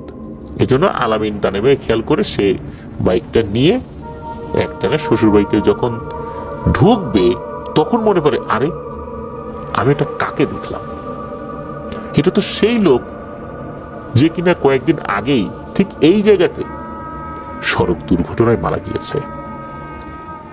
এই লোকটা এখানে কিভাবে আসলো? আমি তো শিওর যে এইটাই সে, কোনোভাবেই অন্য লোক হওয়ার কথাই না, কারণ এই লোকটার সাথে তার অনেক দিনেরই পরিচয়, কথাবার্তা হয় টুকটাক। সুতরাং এটা তো অন্য কেউ হতে পারে না, এটা চোখের ভুল যে সে দেখেছে, এটাও আসলে আলামিন মানতে নারাজ। আলামিন চিন্তা করলো, আচ্ছা আমি কি একটু গিয়ে দেখবো যে ওখানে আসলে অন্য কেউ বসে আছে কিনা। মনের মধ্যে খটকা লাগছে, যেহেতু জায়গাটা খুব কাছাকাছি ছিল।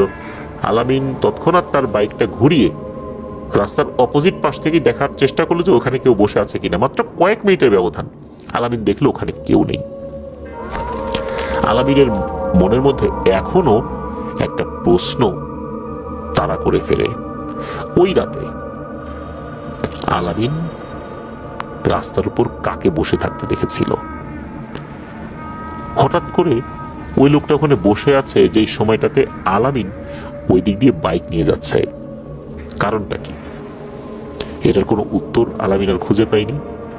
আর জাহাঙ্গীরনগর বিশ্ববিদ্যালয়ে ওই রাত্রে যে দুটো অবয়ব এসেছিল, এই দুটো অবয়ব হাতে যে সিরিঞ্জের মতো করে দুটো জিনিস নিয়ে এসেছিল, এগুলো দিয়ে রক্ত শরীর থেকে টেনে নেবে এমনটাই মনে হচ্ছিল।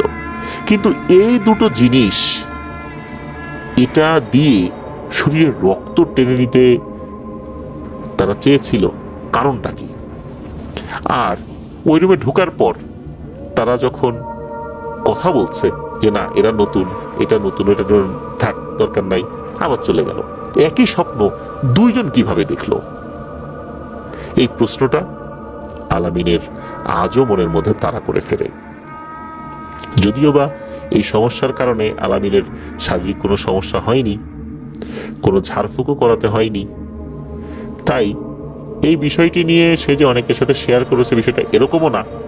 তবে আলামিন আমাকে বলেছিল যে এই দুটো ঘটনা আমি চাইলে শেয়ার করতে পারি। এই জন্যই আলামিনের অনুমতি নিয়ে আমি ঘটনা দুটি আজকের এপিসোডে শেয়ার করলাম। আলামিনের আরেকটা নাম রয়েছে তানভীর, অনেকে তাকে তানভীর নামেও চেনেন, যেহেতু অনেকগুলো নিউজ সে কভার করেছে গাজী টিভিতে, এরপরেও আরও বেশ কিছু মিডিয়াতে সে কাজ করেছে। অনেকেই আলামিনকে চিনে থাকবেন, তানভীর নামেও চিনে থাকবেন। তো ধন্যবাদ আলামিনকে। প্রিয় লিসেনার্স, এখন আমি চলে যাব আলামিন যেই বড় ভাই যার সাথে আমি কথা বলেছিলাম তার কাছ থেকে যে ঘটনাটি আমি সংগ্রহ করেছিলাম সেই ঘটনায়। চলুন শুনে আসি সেই ঘটনাটি। চলুন সেই ঘটনা শুনে আসি। ওনার সাথে ঘটনা ঘটা শুরু হয় 1998 সাল থেকে। শুরুটা থেকেই বলি, 1998 সালে উনি ঢাকা থেকে রাজবাড়িতে আসছিলেন। তবে যেই গাড়িতে আসছিলেন গাড়িটা সরাসরি রাজবাড়ির বাস ছিল না। উনি নেমে যান গোয়ালন্দ মোড়ে। গোয়ালন্দ মোড়েতে নেমে গেলেন। এখন রাজবাড়ির শহরে কিভাবে আসবেন, কারণ গোয়ালন্দ মোড় থেকে রাজবাড়ির শহরের দূরত্ব 10 কিলোমিটার প্রায়। এই পথ আসতে হলে ওই রাতের বেলা ওনাকে যেই কাজ করতে হবে সেটা হচ্ছে, ওই সময়ে বেবি ট্যাক্সি চলতো, এখন তো বেবি ট্যাক্সি নাই, ওই সময় চলতো। ওই বেবি ট্যাক্সিতে করে আসতে হবে। রাতের বেলা দেখা যায় যে রাজবাড়িতে যারা আসবেন তারা বিভিন্ন গাড়িতে উঠলেও গোয়ালন্দ মোড়ে নেমে যান। তখন এই যাত্রীদেরকে নিয়ে যাওয়ার জন্য কিন্তু ওই সময় বেবি ট্যাক্সি থাকতো, এখনো থাকে। এখন বিভিন্ন ধরনের অটোরিকশা থাকে, মাহেন্দ্র গাড়ি থাকে, এই গাড়িগুলো থাকে, কিন্তু ওই সময় কিন্তু এইগুলো ছিল না, যার কারণে এই বেবি ট্যাক্সিগুলোই তখন যাত্রী টানত। তো উনি যখন নামেন তখন দেখলেন যে আরো বেশ কিছু লোকজন ওই বেবি ট্যাক্সিতে বসে আছে। যাত্রী তখনও সেভাবে হয়নি, এই জন্য বেবি ট্যাক্সি চালক তখন ওই বেবি ট্যাক্সি স্টার্ট দেয়নি।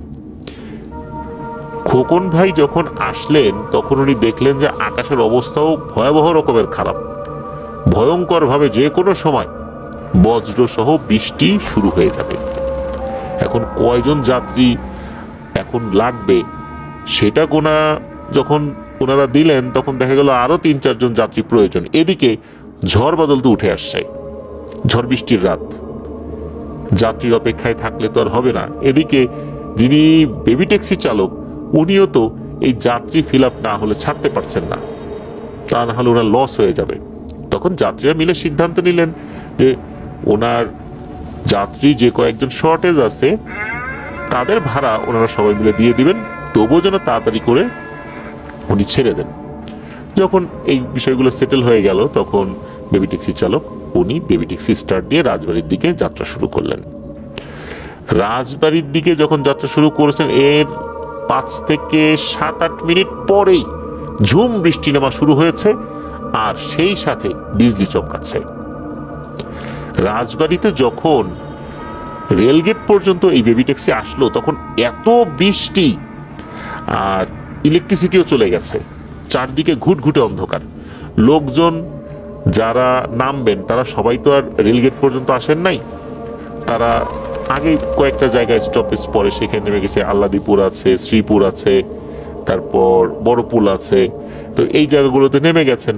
এখন উনি তো রেলগেট পর্যন্ত আসবেন, শেষ কিন্তু ওই পর্যন্ত নামিয়ে দিয়ে যায়, বা ওই সময় যেত, এখনো তাই যায় যে গাড়িগুলো আর কি গোয়ালন্দ মোড় থেকে যাত্রী নিয়ে আসে। তো উনি তো নেমেছেন ওখানে, এত বৃষ্টি এত অন্ধকার, উনি কি করবেন? এখন বেবি ট্যাক্সি চালককে বললেও তো উনি ওই কলেজ পাড়ার ভেতরে গাড়ি নিয়ে যাবেন না, কারণ এখানে একটা সেফটির ব্যাপার আছে। সেখানে হাইজ্যাক হয়ে যেতে পারে, ডাকাতির খপ্পরে উনি পড়তে পারেন, বেবি ট্যাক্সি নিয়ে উনি তো যাবেন না। তো উনি অনুরোধ করেছিলেন, তবুও বেবি ট্যাক্সি চালক রাজি হন নাই, যেহেতু বেবি ট্যাক্সি চালকের সাথে ওনার পূর্ব পরিচয় নেই। বেবি ট্যাক্সি চালক ওনাকে নামিয়ে দিয়ে ভাড়া নিয়ে চলে যান ওই ঝড় বৃষ্টির মধ্যেই। এখন উনি কি করবেন, হাতে ছাতাও নাই, আর 1998 সাল, তখন তো হাতে হাতে এরকম মোবাইল ফোনও কারো হয়নি। উনি ওই অন্ধকারের মধ্যে হাঁটা শুরু করেন। এত অন্ধকার যে পথ চলাই কষ্ট, যখন বিজলি চমকায় তখন দেখা যায়। তো রাজবাড়ী বাজারের ভেতর দিয়ে যখন উনি হাঁটছিলেন, কয়েকবার কিন্তু এলোমেলো রাস্তাতেও চলে গেছেন। এত পরিচিত রাস্তা, তারপরেও এলোমেলো রাস্তায় চলে গেছেন অন্ধকারে বুঝতে না পেরে। এমন ঝড় বৃষ্টি হচ্ছে যে রাস্তায় একটা কুকুর বিড়ালও নাই, সবাই যার যার নিরাপদ আশ্রয়ে আছে। উনি তারপরও হাঁটছেন, হাঁটতে হাঁটতে রাজবাড়ী রেল স্টেশনে যে জায়গা, এটা পার হয়ে আরো নির্জন দিকে যাওয়া শুরু করেন। মানে বাজারে তো দোকানপাট আছে, কিন্তু লোকজন তো আর তখন নাই। রাত তখন 3:30 বাজে, লোকজন থাকার তো প্রশ্নই আসে না। আর যারা পাহারাদার, এনারাও যে এই ঝড় বৃষ্টির রাতে কোথায় বসে আছেন এটাও দেখা যাচ্ছে না। উনি বৃষ্টিতে ভিজতে ভিজতেই ওভাবে আগাচ্ছেন, যখন বিজলি চমকায় একটু দেখেন একটু আগান, এইভাবে আগাচ্ছেন। রাজবাড়ী বাজার পার হয়ে কলেজ পাড়ার দিকে যেতে গেলে একটা জায়গা আছে, ওই জায়গায় খুব পুরনো একটি প্রতিষ্ঠান রয়েছে, RSK ইনস্টিটিউশন, রাজা সূর্য কুমার RSK। তো ওখানে আসার পর ডান দিকে একটা মোড় পরে সোজা চলে গেলে রাজবাড়ী সরকারি কলেজ হাতের ডান পাশে, আরো সামনে চলে গেলে হাতের ডান পাশে পড়ে সেই কুখ্যাত লাশ কাটা ঘর। তো উনি ওই RSK ইনস্টিটিউশনের পাশে যে রাস্তাটা কলেজ পাড়ার দিকে চলে গেছে, উনি ওই দিক দিয়ে যেই না এগিয়েছেন, হঠাৎ করে অসংখ্য কুকুর, কয়টা কুকুর এটা উনি গুনতে পারেন নাই, তবে ওনার ধারণা ওখানে প্রায় 25-30টা কুকুর ছিল। কোত্থেকে যেন এতগুলো কুকুর চতুর্দিক থেকে ওনাকে ঘিরে ধরলো আর ভয়ঙ্কর ভাবে ডাকছে। এমন ভাবে কুকুরগুলো তার কাছে চলে আসছে, মনে হচ্ছে এখনই সবগুলো একসাথে ওনার উপর আক্রমণ করে ওনাকে ছিন্ন ভিন্ন করে ফেলবে। যখন বিজলি চমকায় তখন ওই কুকুরগুলোকে উনি দেখতে পান। আকৃতি স্বাভাবিক হলেও যখন বিজলির আলোটা জ্বলে ওঠে অল্প সময়ের জন্য, 1 সেকেন্ডেরও কম সময় বিজলি যেভাবে চমকায় আর কি, তখন মনে হয় এই কুকুরগুলো চোখ অত্যন্ত ভয়ঙ্কর জ্বলছে। আলো পড়ার কারণেও জ্বলতে পারে। একটা ব্যাপার, সেটা হচ্ছে এই ঝড় বৃষ্টির রাতে যখন কুকুর বিড়াল সব নিরাপদ আশ্রয়ে থাকে, তখন প্রচন্ড বৃষ্টি, বাতাস হচ্ছে, বিজলি চমকাচ্ছে, এর মধ্যে এতগুলো কুকুর একসাথে হঠাৎ করে ওনাকে কেন ঘিরে ধরল? উনি কিন্তু ভয় পাচ্ছেন না। উনি জানিয়েছেন যে ওনার ভয় ডর ছোটবেলা থেকেই অনেক কম।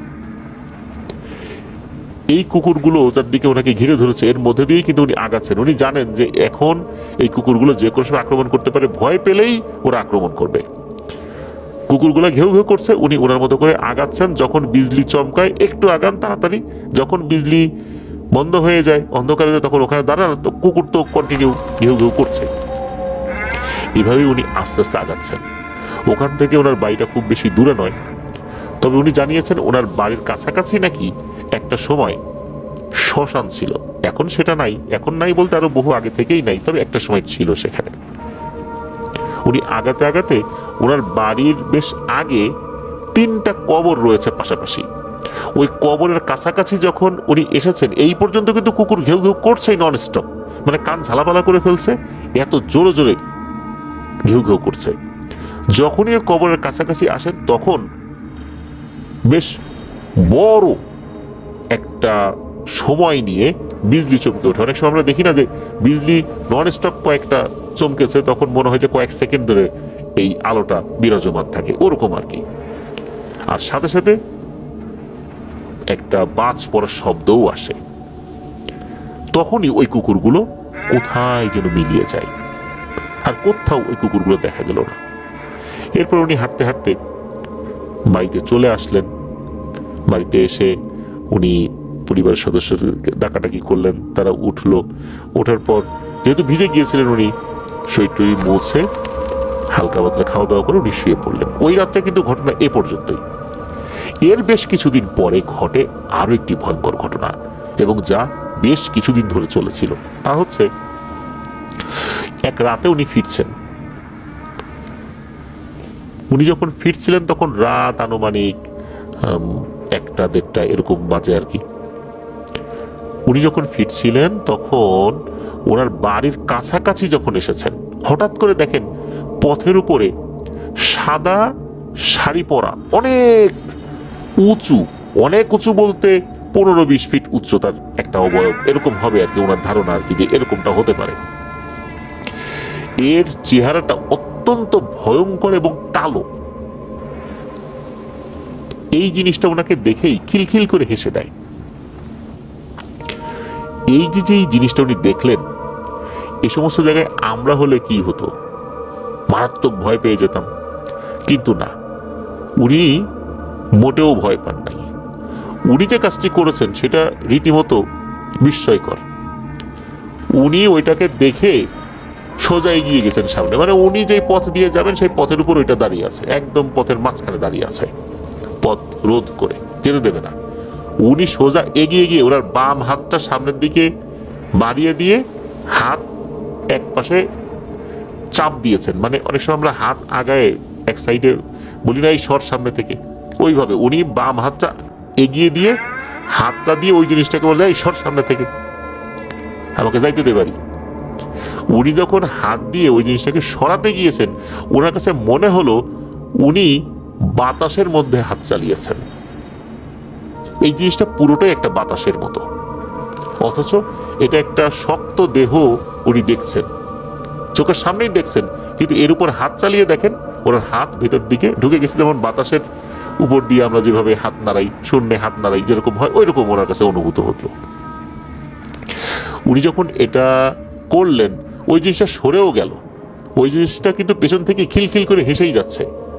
এরপরে উনি হাঁটতে হাঁটতে বাড়িতে চলে গেলেন। এই ঘটনাটা যখন ওনার সাথে ঘটলো উনি কিন্তু ভয় পান নাই, এটা একটা অবাক কাণ্ড।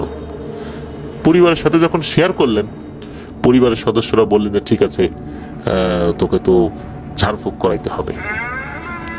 এরপরে ওনাকে নিয়ে যাওয়া হলো রাজবাড়ী যে কোর্ট মসজিদ রয়েছে, নাম করা একটা মসজিদ, কোর্ট মসজিদ, রাজবাড়ী যে জেলা জজ কোর্ট রয়েছে, তারপরে জেলা প্রশাসকের কার্যালয় রয়েছে, এসপি অফিস রয়েছে, গণপূর্ত বিভাগ রয়েছে, এগুলোর কিন্তু পাশেই একটা মসজিদ রয়েছে, অনেক পুরনো মসজিদ।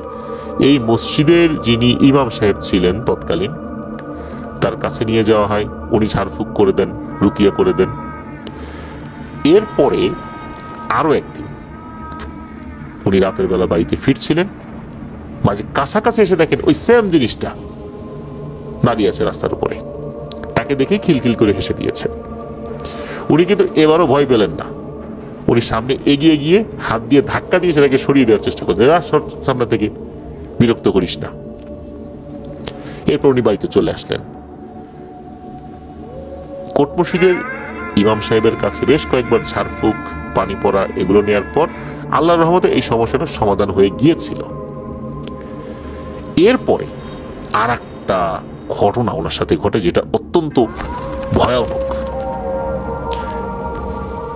এই ঘটনাটা যখন ঘটে তখন ওনাদের যে বাড়িটা, এই বাড়িটা ওনারা তৈরি করবেন, কাজ ধরেছেন।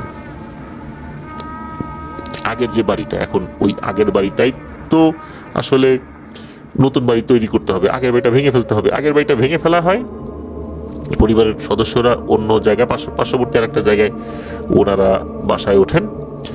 আর যেখানে কাজ করা হবে সেখানে তো নির্মাণ সামগ্রী নিয়ে আসতে হয়, ইট, বালু, সিমেন্ট, রড, এগুলো তো নিয়ে আসতে হয়, নিয়ে আসা হয়েছে।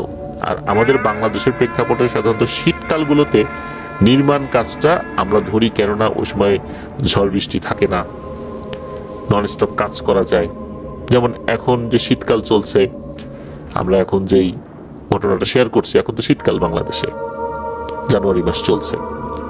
এখন কিন্তু দেখা যাবে যে বিভিন্ন জায়গায় নির্মাণ কাজ শুরু হয়ে গেছে, সরকারি বিভিন্ন প্রজেক্টগুলো শুরু হয়ে গেছে। এই শীতকালের মধ্যে এই কাজগুলো দ্রুত এগিয়ে নিয়ে যায়, যতটা আসলে গরমকালে বা গ্রীষ্মকালে করা যায় না। তো ওনারা বাড়ির কাজটা ধরেছিলেন শীতকালে। শীতকালে যখন ধরেছেন, পাশে একটা ছোট ঘর তৈরি করেছেন যাতে করে পাহারা দেওয়া যায়। ওই ঘরে যেই রাত্রে ঘটনাটা ঘটে, ওনার দাদা ভাই ছিলেন, মানে খোকন ভাই দাদা ভাই, খোকন ভাইয়ের এক বন্ধু আর খোকন ভাই, তিনজন ছিলেন। ওই রাত্রে মারাত্মক শীত পড়েছে, মানে এত শীত, কন করে ঠান্ডা। এখন ওনারা যে ঘরটা তৈরি করেছেন পাহারা দেওয়ার জন্য, ঘরটা তো এত পাকাপোক্ত না, বিভিন্ন জায়গা দিয়ে ঠান্ডা বাতাস আসছে, শীতে ওনারা জমে যাচ্ছেন। এর মধ্যে হয়েছে কি, ওনাদের ওই টেম্পোরারি ঘরটার যে দরজা, এই দরজায় আবার দুটো ছিদ্র রয়েছে, বেশ বড় বড় ছিদ্র। বড় বড় ছিদ্র বলতে মানে এত বড় না যে কারো হাত ঢুকে যাবে বিষয়টা, এরকম না, মানে ছিদ্র আছে, সেটা হয়তোবা ছোট একটা পিং পং টাইপের বল ঢুকে যেতে পারে, এরকম আর কি। আর বাতাস যেহেতু ওই ছিদ্র দিয়ে আসছিল, ওনারা কি করেছিলেন, ওই জায়গাটাতে একটা কাগজ বা এই টাইপের কিছু লাগিয়ে দিয়েছেন, যাতে করে ঠান্ডা হিমেল বাতাস ভেতরে ঢুকতে না পারে। তো তিনজন তো শুয়ে আছেন, ঘুম আর আসবে কি, এমন কনকনে ঠান্ডা, মানে ওই রাত্রে এত ঠান্ডা পড়েছে যেটা ওনাদের কল্পনাতেই ছিল না। এত শীতের কাপড় আবার নিয়ে ওই রাত্রে ওনারা ওইখানে ঘুমাতে আসেন নাই। ঠান্ডায় তো ওনাদের জুবু থুবু অবস্থা, মনে হচ্ছে ঠান্ডায় ওনারা জমেই যাবেন, ফ্রিজ হয়ে যাবেন একদম। তারপরও ঘুমানোর চেষ্টা করছিলেন আর কি। শীতের কাপড় যে কয়েকটা পরার পর এর উপরে ওনারা লেপ গায়ে দিয়েছেন, তবুও শীত কমে না। এর মধ্যে হয়েছে কি, এই খোকন ভাই উনি কি মনে করে এই লেপের ভেতর থেকে মাথাটা বের করে দরজার দিকে তাকিয়েছে, যে কি ব্যাপার, এত ঠান্ডা লাগতেছে, দরজার ছিদ্র ওখান থেকে কাগজ টাগজ পড়েই গেল নাকি। যখন উনি তাকিয়েছেন, উনি দেখেন যে ওইখানে আসলেই কাগজ দুটা নাই। কোথায় গেল, পড়ে যেতেই পারে। উনি চিন্তা করলেন, যাই কাগজটা আবার একটু লাগিয়ে দিয়ে আসি, তাহলে তো একটু ঠান্ডা কমবে। এই চিন্তা করে যখন উনি উঠে লাগাতে যাবেন, তখন দেখেন একটা ভয়ঙ্কর দৃশ্য। উনি দেখেন এই যে দরজার দুটো ছিদ্র, মনে হচ্ছে এই ছিদ্র দিয়ে কেউ বড় বড় চোখ করে ওনাদের দিকে তাকিয়ে আছে, এবং চোখ দুটো জ্বলছে। কিন্তু জ্বলছে বলতে, অন্ধকারে কেউ চোখ দিয়ে তাকালে কিন্তু বোঝার কথা না। আমাদের চোখের যেই অংশ, সাদাও অংশ আছে, কালো অংশ আছে, কিন্তু অন্ধকারের মধ্যে যদি কেউ চোখ দিয়ে দেখে, তাহলে তো ঘরের মধ্যে অন্ধকার থাকলে তো আমি দেখতে পারবো না ওই ছিদ্র দিয়ে কে দেখছে, বুঝতেও পারবো না এখানে কারো চোখ আছে কি নাই। কিন্তু উনি স্পষ্ট বুঝতে পারছিলেন অনেক বড় বড় দুটো চোখ। এই দুটো চোখ দরজার দুই ছিদ্র দিয়ে তাকিয়ে আছে। এখানে আরো একটা কথা, দরজার এই দুটো ছিদ্র কিন্তু দুইটা পাল্লা, তো দুই পাল্লার মাঝখানে যে দূরত্ব, মোটামুটি 1 হাত দূরত্ব ছিল এই দুটো ছিদ্রের। উনি দেখছেন যে এই দুটো চোখ একসাথে পিটপিট করছে, মানে আমরা যখন কোনো এক চোখের পলক ফেলি, তখন কিন্তু অন্য চোখেও পলক পড়ে। ওনার কাছে মনে হচ্ছিল এই দুটো চোখ একই ব্যক্তির একসাথে পলক পড়ছে। তার মানে হচ্ছে তার এক চোখ থেকে আর এক চোখের দূরত্ব মাঝখানে 1 হাত, তাহলে এই মাথাটা কত বড় হবে। উনি এই জিনিসটা যখন দেখেছেন, তখন ওনার মাথার মধ্যে কাজ করে নাই যে এইটা অস্বাভাবিক কিছু হতে পারে। উনি চিন্তা করছেন যে এমনিতেই শীতে অবস্থা খারাপ, এর মাঝখানে আবার কে আসছে চোর চুরি করতে, মনে হয় ওই দেখতেছে ছিদ্র দিয়ে আমরা ঘুমাইছি কিনা। শীতের মধ্যে তাড়াতাড়ি আমরা শুয়ে পড়বো, বাইরে বের হবো না, এই সুযোগে বাইরের মানে রড সিমেন্ট সুযোগ বুঝে চুরি করে নিয়ে যাবে। উনি করেছেন কি, ওই পাশে থাকা একটা লোহার টুকরা, মানে একটা শাবলের মতো, এটা ওনারা নিরাপত্তার জন্য রাখতেন, এত চোর টোর আসলে যাতে ধাওয়া করা যায়। উনি ওই জিনিসটা নিয়ে দরজার দিকে আগানো শুরু করছে। যখন আগানো শুরু করেছেন, উনি দেখেন যে ওই চোখ দুটো মনে হলো ওখান থেকে সরে চলে গেল। এরপর উনি দরজা খুলেছেন। দরজা খোলার পরে দেখেন যে ওনার থেকে মোটামুটি 1-10 দূরে একটা 7-8 বছর বয়সী বাচ্চা ছেলে। তার শারীরিক গঠন 7-8 বছর বয়সী বাচ্চা ছেলে, স্বাভাবিক যে শারীরিক গঠন যেরকম হয় আর কি, ওই রকম, মোটাও না চিকন না, এরকম আর কি। শীতের রাতে যতটুকু দেখে মনে হচ্ছে যে কালো কুচকুচে ছেলেটা, একটা হাফ প্যান্ট টাইপের কিছু পরা আছে, খালি পা, পায়ে স্যান্ডেলও নাই, এটাও মনে হচ্ছে, খালি গা। ওনার এটাও মনে হচ্ছে না যে এই যে কনকনে শীতের রাত, এই শীতের রাত্রে 7-8 বছর বয়সী একটা বাচ্চা দিব্যি খালি গায়ে হাফ প্যান্ট পরে খালি পায়ে দাঁড়িয়ে আছে তার সামনে, শীতের কাপড় নাই, শীতে ঠকঠক করে কাঁপছে না, এটা অন্য কিছু হতে পারে। উনি ওই শাবল নিয়ে বলছে, এই বেটা তা ভাগ এখান থেকে, কোত্থেকে আসছিস,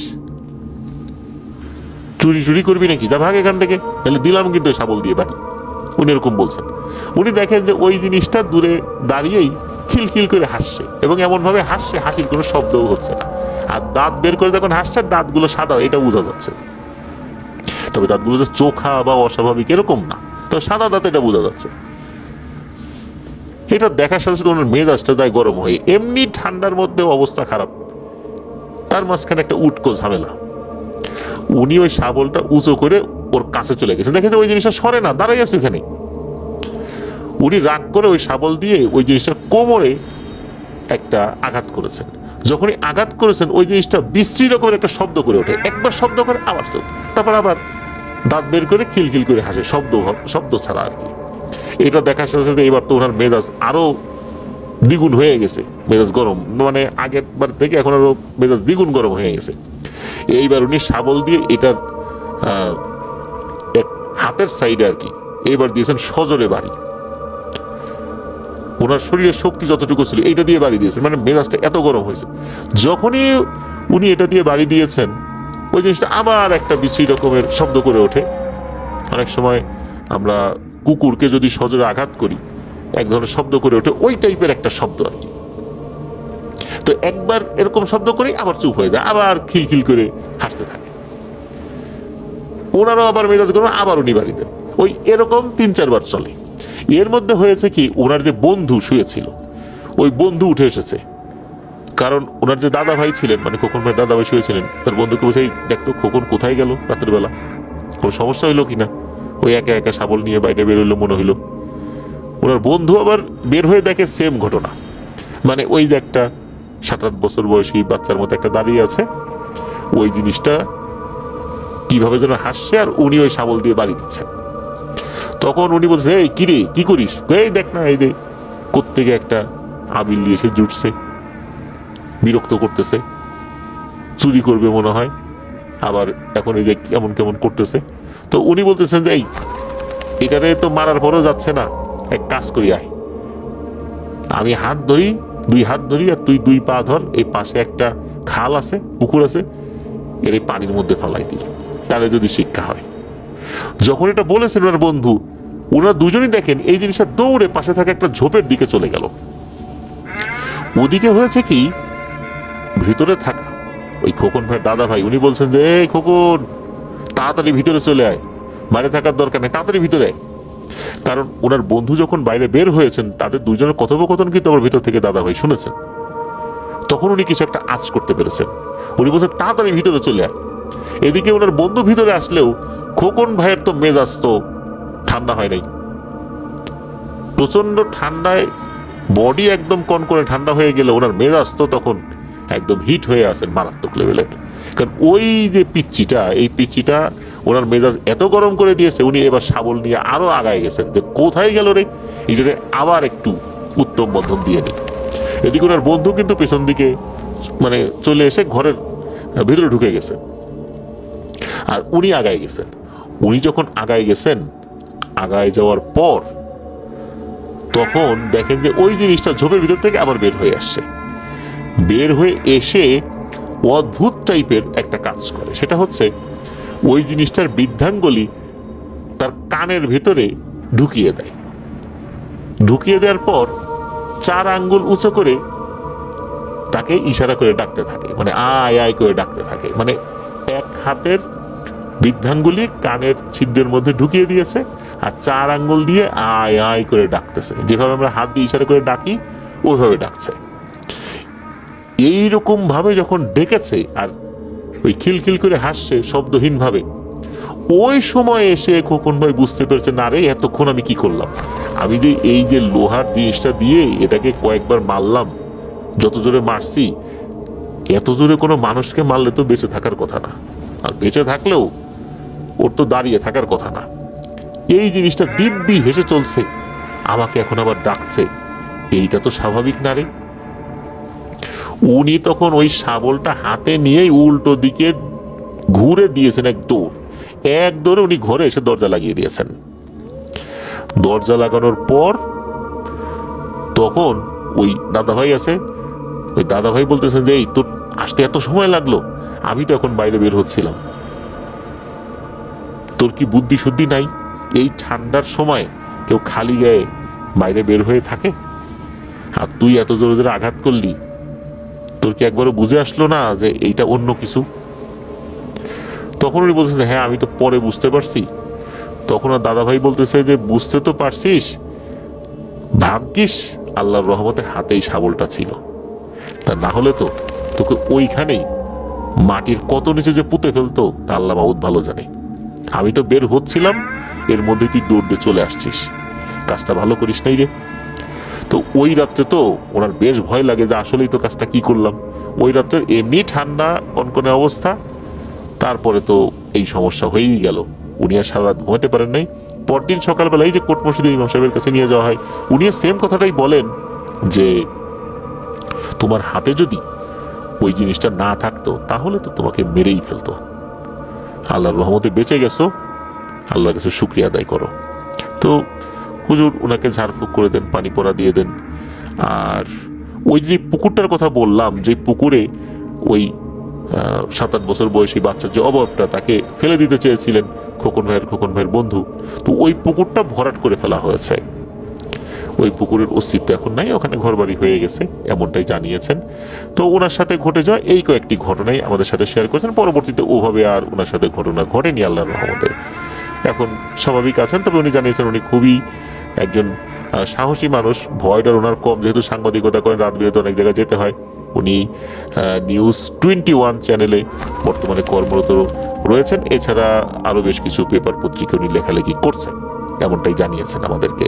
ধন্যবাদ জানাচ্ছি খোকন ভাইকে, ধন্যবাদ জানাচ্ছি আলামিন তানভীরকে, ওনাদের সহযোগিতায়, ওনাদের মাধ্যমে ওনাদের সাথে ঘটে যাওয়া এই ঘটনাগুলো আমি শেয়ার করতে পেরেছি।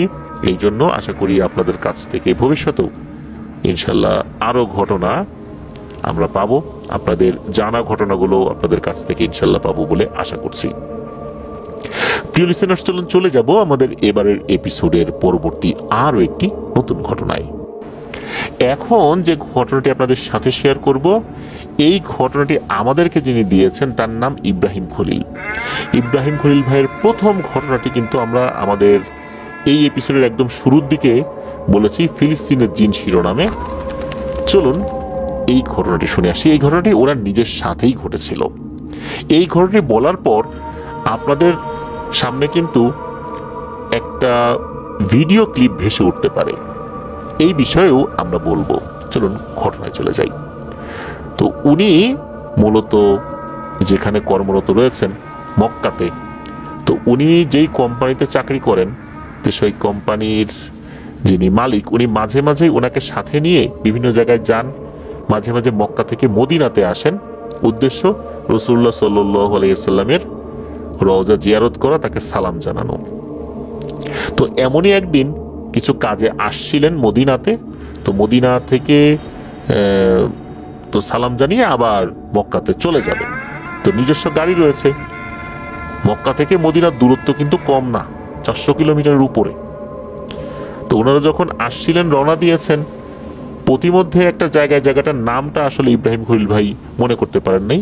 ওই রাস্তার পাশে কোনো একটা জায়গা, মরুভূমির মধ্যে জায়গা। সৌদি আরবে কিন্তু একটা বিষয় রয়েছে, এটা যারা ওখানে আছেন তারা খেয়াল করেছেন, যে আজান দেওয়ার পর সবাই নামাজের জন্য প্রস্তুতি নেয়, যে যেখানেই থাকুক নামাজটা আদায় করে নেয়। হ্যাঁ, সেখানে ভিন্ন ভিন্ন কালচার রয়েছে, তাদের বিভিন্ন বিষয় রয়েছে, তবে নামাজের বিষয়ে তারা যথেষ্ট সতর্ক। মাগরিবের আজান হয়ে গেছে মনে হলো আর কি। তো যেই জায়গাটাতে ওনারা তখন গাড়ি নিয়েছিলেন, আশেপাশে কোনো ঘর বাড়ি নাই, কিচ্ছু নাই, দুপাশে পাহাড়, মরুভূমি, পাথর পড়ে আছে, এরকম আর কি অবস্থা। রাস্তা দিয়ে গাড়ি যাচ্ছে। ওনারা যখন গাড়ি চালাচ্ছিলেন, যখন বুঝতে পারলেন যে এখন মাগরিবের ওয়াক্ত হয়ে গেছে, ওনাদের যেই মোবাইল রয়েছে সেখানে কিন্তু আজানটা দেয় অ্যালার্ম হিসাবে, যে বিভিন্ন ওয়াক্তের আজানগুলো। আর ওনাদের যেই ম্যাপ রয়েছে ওখানে কেবলা কোন দিকে এটা কিন্তু ইন্ডিকেট করে যে কেবলাটা কোন দিকে, কোন দিকে ফিরে ওনারা সালাত আদায় করবেন। তিনি গাড়ি চালাচ্ছিলেন, উনি কিন্তু মালিক। ওখানে কিন্তু আলাদা ড্রাইভার আসলে কম থাকে, যার গাড়ি সেই চালানোর চেষ্টা করেন। তো উনি রাস্তার এক পাশে গাড়িটা পার্ক করেন, এরপর নামাজের প্রস্তুতি নিতে থাকেন। তো ইমামতি করছিলেন কিন্তু ওই লোকটা যিনি আসলে মালিক। তো উনি ইমামতি করছেন, আর ওনার থেকে সামান্য একটু পেছনে এই ইব্রাহিম খলিল ভাই দাঁড়িয়েছেন। যখন প্রথম রাকাত পড়া হয়েছে, যখন প্রথম রাকাতে যখন সূরা ফাতিহাটা শেষ করা হয়েছে, যে ওয়ালাদ-দাল্লিন আমরা আমিন বলি না, পেছন থেকে ৩-৪ হাজার লোক যদি একসাথে জোরে করে আমিন বলে ওঠে তাহলে কেমন শব্দ হয়? ওই রকম শব্দ হয়ে ওঠে। যখন এরকম শব্দ হয়েছে, ইব্রাহিম খলিল ভাই তো মারাত্মক ভয় পেয়েছেন, কারণ আশেপাশে কিন্তু কোনো লোকজন নাই। আর এটা কি উনি ভুল শুনলেন কিনা, সালাম যখনই ফিরিয়েছেন নামাজ শেষ করে, একবারই কিন্তু আমিন হয়েছে। কারণ দ্বিতীয় রাকাতেও তো সূরা ফাতিহা জোরে জোরে পাঠ করতে হয়, তখন কিন্তু আর আমিন শব্দটা আসেনি। সালাম ফেরানোর পর এই ইব্রাহিম খলিল ভাই উনি তো এমন ভয় পেয়েছেন যে ভয়ে উনি আসলে নড়াচড়াই করতে পারছেন না। ইব্রাহিম খলিল ভাই দেখলেন যে ওনার যিনি মালিক, অর্থাৎ এই যে যিনি ইমামতি করলেন, উনি দিব্যি স্বাভাবিক, ওনার মধ্যে কোনো ভয় নাই, কিচ্ছু নাই। ইব্রাহিম খলিল ভাই চিন্তা করেন যে এই যে আমিন বলার শব্দ, এটা কি আসলে উনি একাই শুনলেন নাকি ওনার এই যিনি মালিক ইনিও শুনেছেন। তখন উনি বলছেন, মানে কিছু বলতে যাবেন আর কি। তখন ওই মালিক ইব্রাহিম খলিল ভাইকে উনি আশ্বস্ত করে বললেন, আরবিতেই বললেন যে ভয় পেও না, ভয়ের কিছু নাই, তুমি যেটা শুনেছো এটা আমিও শুনেছি, ভয় পেও না, কোনো ভয় পাবা না, ওঠো, গাড়িতে ওঠো। ইব্রাহিম খলিল ভাই তো অবাক, কি ব্যাপার, এরকম একটা ঘটনা ঘটে গেল, ওনার এই মালিক একদমই ভয় পেলেন না, ব্যাপারটা কি? এমনকি তার চোখে মুখে ভয়ের কোনো চিহ্নই দেখা গেল না, মানে একদম স্বাভাবিক, আগে যেরকম স্বাভাবিক ছিল এখনো ওরকমই স্বাভাবিক। এদিকে ইব্রাহিম খলিল ভাইয়ের তো বুক দুরু দুরু করে কাঁপছে, এটা উনি কি শুনলেন। গাড়ি চালাচ্ছেন, চালাতে চালাতে একটা সময় মদিনাতে চলে আসলেন। এই বিষয় নিয়ে আসলে আর ওই ওনার মালিক কোনো কথাই আগান নাই, ওটা ওই পর্যন্তই। মদিনাতে আসার পর রাসূল সাল্লাল্লাহু আলাইহি ওয়াসাল্লামের রওজা জিয়ারত করার পর বিশ্রাম নিয়ে খাওয়া দাওয়া করে ওরা আবার মক্কার উদ্দেশ্যে রওনা করেছেন। ওনাদের মূলত কাজ ছিল মক্কা থেকে মদিনাতে আসার পথে অন্য জায়গায় কাজ ছিল, সেই কাজ যখন ওরা করেছেন, মদিনা হয়তো বা কয়েকশো কিলোমিটার দূরে ছিল, চিন্তা করলেন যে তাহলে আমরা রাসূল সাল্লাল্লাহু আলাইহি ওয়াসাল্লামের রওজা জিয়ারত করেই যাই, সালাম জানিয়ে যাই। তো ওই চিন্তা থেকেই মূলত এদিকে আসা। ওনারা আবার যখন রওনা দিয়েছেন, একটা সময় চলেও আসছেন, এরপরে প্রায় 1 মাস কেটে যায়। 1 মাস কেটে যায়, একটা সময় ওনার যিনি মালিক উনি অফিসে বসেছিলেন, আর ওনারও ডিউটি ছিল ওই সময় ওই অফিসে। তখন ওনার মালিক ওনাকে ডেকে পাঠান। ডেকে পাঠানোর পর ওই আরবিতেই বলছেন যে তোমার কি কোনো ঘটনার কথা মনে আছে? এর মধ্যে কিন্তু ইব্রাহিম খলিল ভাই একটা ভুলতেই বসেছেন এই ঘটনাটা। তখন বলছেন যে কোন ঘটনাটা, আমি তো ঠিক মনে করতে পারতেছি। বলে যে ওই যে মদিনাতে যাওয়ার সময় আমিন জোরে করে বলা শব্দ শুনছিলা, তুমি ভয় পেয়েছিলা। বলে হ্যাঁ হ্যাঁ মনে আছে, আমি খুব ভয় পাইছিলাম। তখন ওই সময় ওই ব্যক্তিটা বলতেছেন যে আসলে এটা ভয়ের কোনো কারণ নাই। যারা সৌদি আরবে আছেন, যারা রাতের বেলা বিশেষ করে মাগরিব, এশা আর ফজরের সময় যারা এরকম মরুভূমিতে ফাঁকা জায়গায় সালাত আদায় করেন, যে সমস্ত নামাজে সূরা কিরাত জোরে পড়তে হয়, এই সমস্ত জায়গায় সূরা কিরাত জোরে পড়ার পর, সূরা ফাতিহা শেষ করার পর আমরা যেমন আমিন বলি, তখন আশেপাশে থাকা জিনেরা তারা যদি ওই জামাতে শরিক হয় তাহলে তারাও আমিন বলে, তারাও জোরে করে আমিন বলে ওঠে। আর এটা এখানে মাঝে মাঝেই ঘটে, এই জন্য এই জিনিসগুলো আমাদের কাছে নতুন কিছু না। আর ওই লোক আরো একটা বিষয় শেয়ার করেন, যেটা উনি পরবর্তীতে ভালো কোনো হুজুরের মাধ্যম দিয়ে জানতে পেরেছিলেন। সেটা হচ্ছে যে ওই সময় জিনেদের একটা দল তারা কিন্তু ওখানেই ছিল, ওই জায়গাটাতেই তাদের আবাসস্থল, আশেপাশেই। তারা নাকি মাগরিবের নামাজের প্রস্তুতি নিচ্ছিল। এদেরকে কাবিলা বলে আর কি, মানে একটা গোত্রের কাবিলা বলে। এখন তারা নামাজ পড়তো মহিলাদের জন্য আলাদা জায়গায়। এখন গোত্রের বাইরের তো দুইজন, তারা তো ইনসান, মানুষ চলে এসেছেন। তখন এই কাবিলার সর্দার বললেন যে এই ইনসান যিনি নামাজে ইমামতি করছেন, আমরা পুরুষরা, যারা পুরুষ জিন আছি তারা সবাই এর পিছনে দাঁড়িয়ে যাব, আর তোমরা যারা মহিলা রয়েছো তোমরা আলাদাভাবে পড়ে নাও। তখন নাকি ওই পুরুষ জিনেরা ওনাদের সাথে নামাজে দাঁড়িয়ে গিয়েছিলেন। আর যখনই ওই সূরা ফাতিহা একবার বলার পর ওনারা আমিন জোরে করে বলে উঠছেন, সাথে সাথে এই ইব্রাহিম খলিল ভাই ভয় পেয়েছেন মারাত্মকভাবে। তখন ওনারাও বুঝতে পেরেছিলেন যে এই সাথে থাকা একটা লোক তো ভয় পেয়ে গেছে, জিনিসটা তো কেমন হয়ে গেল। কারণ যিনি নামাজ পড়াচ্ছেন উনি তো এখানকার লোক, উনি হয়তোবা ভয় পাবেন না, কিন্তু এই লোকটা মনে হচ্ছে বাইরে। ওনারা হয়তোবা নামাজের ভিতরে ওই চিন্তা করেছেন আর কি, কোনো একটা ইসে হয়তোবা দ্বিতীয়বার ওনারা জোরে ওইভাবে বলেন নাই যাতে করে ইব্রাহিম খলিল ভাই ভয় না পান। তো এমনটাই নাকি বলেছিলেন যে ওইখানে এরকম জিনেদের একটা কাবিলা, তারা পুরুষ জিন যারা, তারা ওই সময় জামাতে শরীক হয়েছিলেন। তো এই জন্যই ওই জোরে আমিন বলার শব্দটা এটা শুনেছিলেন আর কি। তো এইটাই ছিল ঘটনা। প্রিয় লিসেনার্স, এই ঘটনা সম্পর্কে আমি একটু বলি, সেটা হচ্ছে যে এই রিলেটেড ভিডিও কিন্তু আমরা বিভিন্ন সময় দেখি যে একটা নির্জন জায়গায় কেউ নামাজ আদায় করছে, যখন ওলা দলিন আমিন বলছে পিছন থেকে জোরে করে আমিন বলে উঠেছে, আর তখন ওই ব্যক্তিটা ভয়ে ওখান থেকে দিয়েছে এক দৌড়।